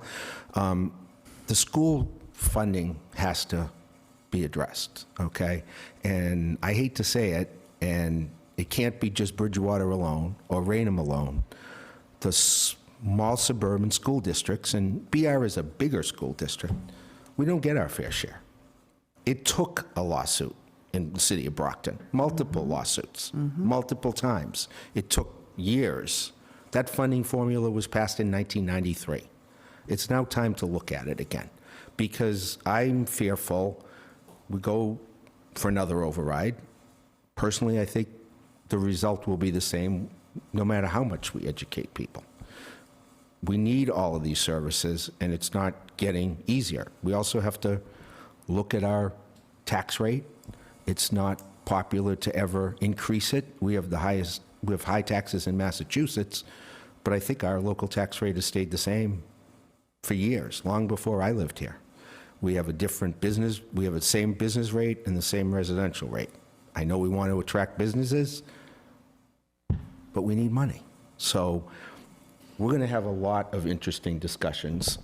Luckily, we have, I think, and I'm just going to say it, a financial wizard that knows numbers from being prior experience. And he can't pull a rabbit out of a hat, but there's a lot of stuff we have to talk about.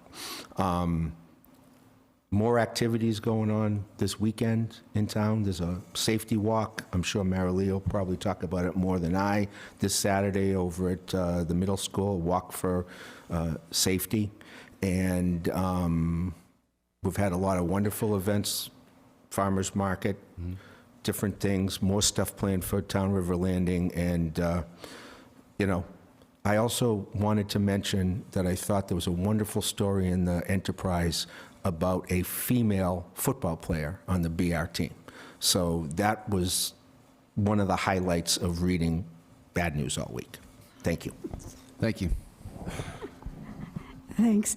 I do want to follow up on that and say there is the Walk for Survivors Safety that's taking place from 9:30 to 2 o'clock on Saturday at the O'Donohue School, which is the middle school, if nobody's ready to remember the name already since we've just been changed.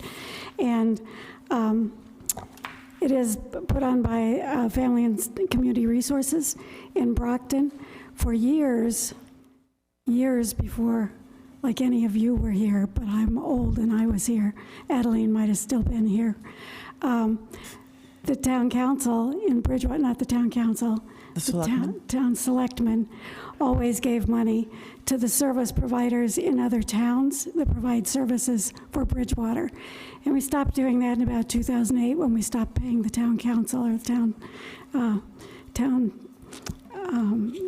select board.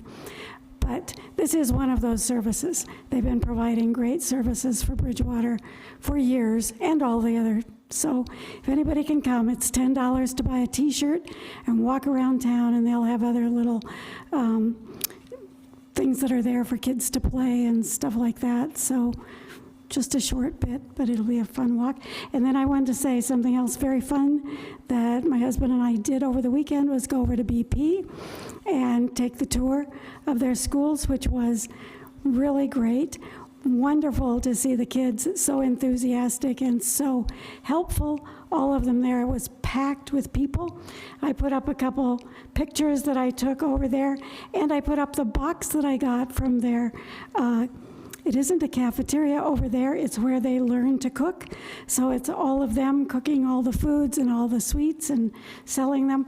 And my box is completely empty because we ate everything, so I didn't get to bring anything here. But it felt really good to be in a school where they felt really good about everything that was going on, and they're waiting for their new building to be open next year. And so I just encourage people. I put their phone number and their address on it for little tear-off sheets. If anybody wants to take it and go over and have breakfast or lunch over there, they serve it in the restaurant that the kids do all the work for, the cooking and the work. That's it. Thank you. Councilor Murphy. Yeah, I just want to make a few quick updates. I know that the Lights on the Common crew in the 4th of July committee have some upcoming events. And so I think it's this Friday at Tropical Smoothie downtown. There's a fundraiser for the Lights on the Common. On Saturday, there's a trunk or treat at the Town River Landing. And on November 1st is Black Hat Brewery, again, for Lights on the Common. So plenty of events, and I know they're advertising throughout social media, chances to attend. But some great causes and great people putting that stuff together. So just encouraging folks to get out and attend those events. Thank you. Councilor Striggles. Thank you. Thank you to everyone who came to the meeting tonight, including my own father, who he had to leave because he is in private transport. He owns a company and he has to be up very early, but he sat right behind the town manager for most of the meeting. So it was very nice to see him at the meeting supporting me. We don't always have to agree, but I always appreciate the engagement.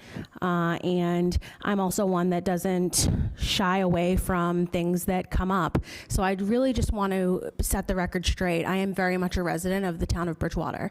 I find it very, very, very concerning that anyone would think otherwise. I stand for high moral character. My family has been in this town for a very long time, has served this town well, and I was raised right. So I want everyone to be rest assured that I am very much a resident of Bridgewater and a taxpayer. I wanted to make sure that people continue to support Boundless Beam. I was very, very, very moved over the weekend seeing the outreach that this community specifically has been able to do for a very cherished business. They are facing severe difficulties just getting the foot traffic that they're used to, even from the college. So if you need some extra caffeine, I can only have a little bit every day, so I have to monitor it myself, but I can't wait to be back in Boundless Bean having whatever I would like after I have my baby. And I just want to extend my personal thanks to President Loretti for taking time this weekend to work through some things with me and to also be a great partner as we work with the Budget Subcommittee to ensure that when we're bringing something in front of the taxpayers, to ask them for us to use taxpayer-paid money, that we're doing it in their best interest. So I just wanted to say thank you for that. Thank you. Councilor Ellenberg. Thank you. I just wanted to repeat what Mary Lee said about the Walk for Safety on Saturday. The Osamequin Club will be participating also. We expect to have a table and quite a few members there. I also wanted to thank Fire for Effect Foundation, which did a fantastic farmers market and craft fair. I had the pleasure of participating, selling my books. Mary was keeping me company for a while, saw a lot of people coming by. Anyway, had a wonderful time.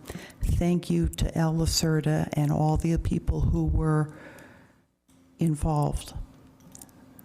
Thank you for the residents for coming out. That's all. Thank you. Councilor Kennedy.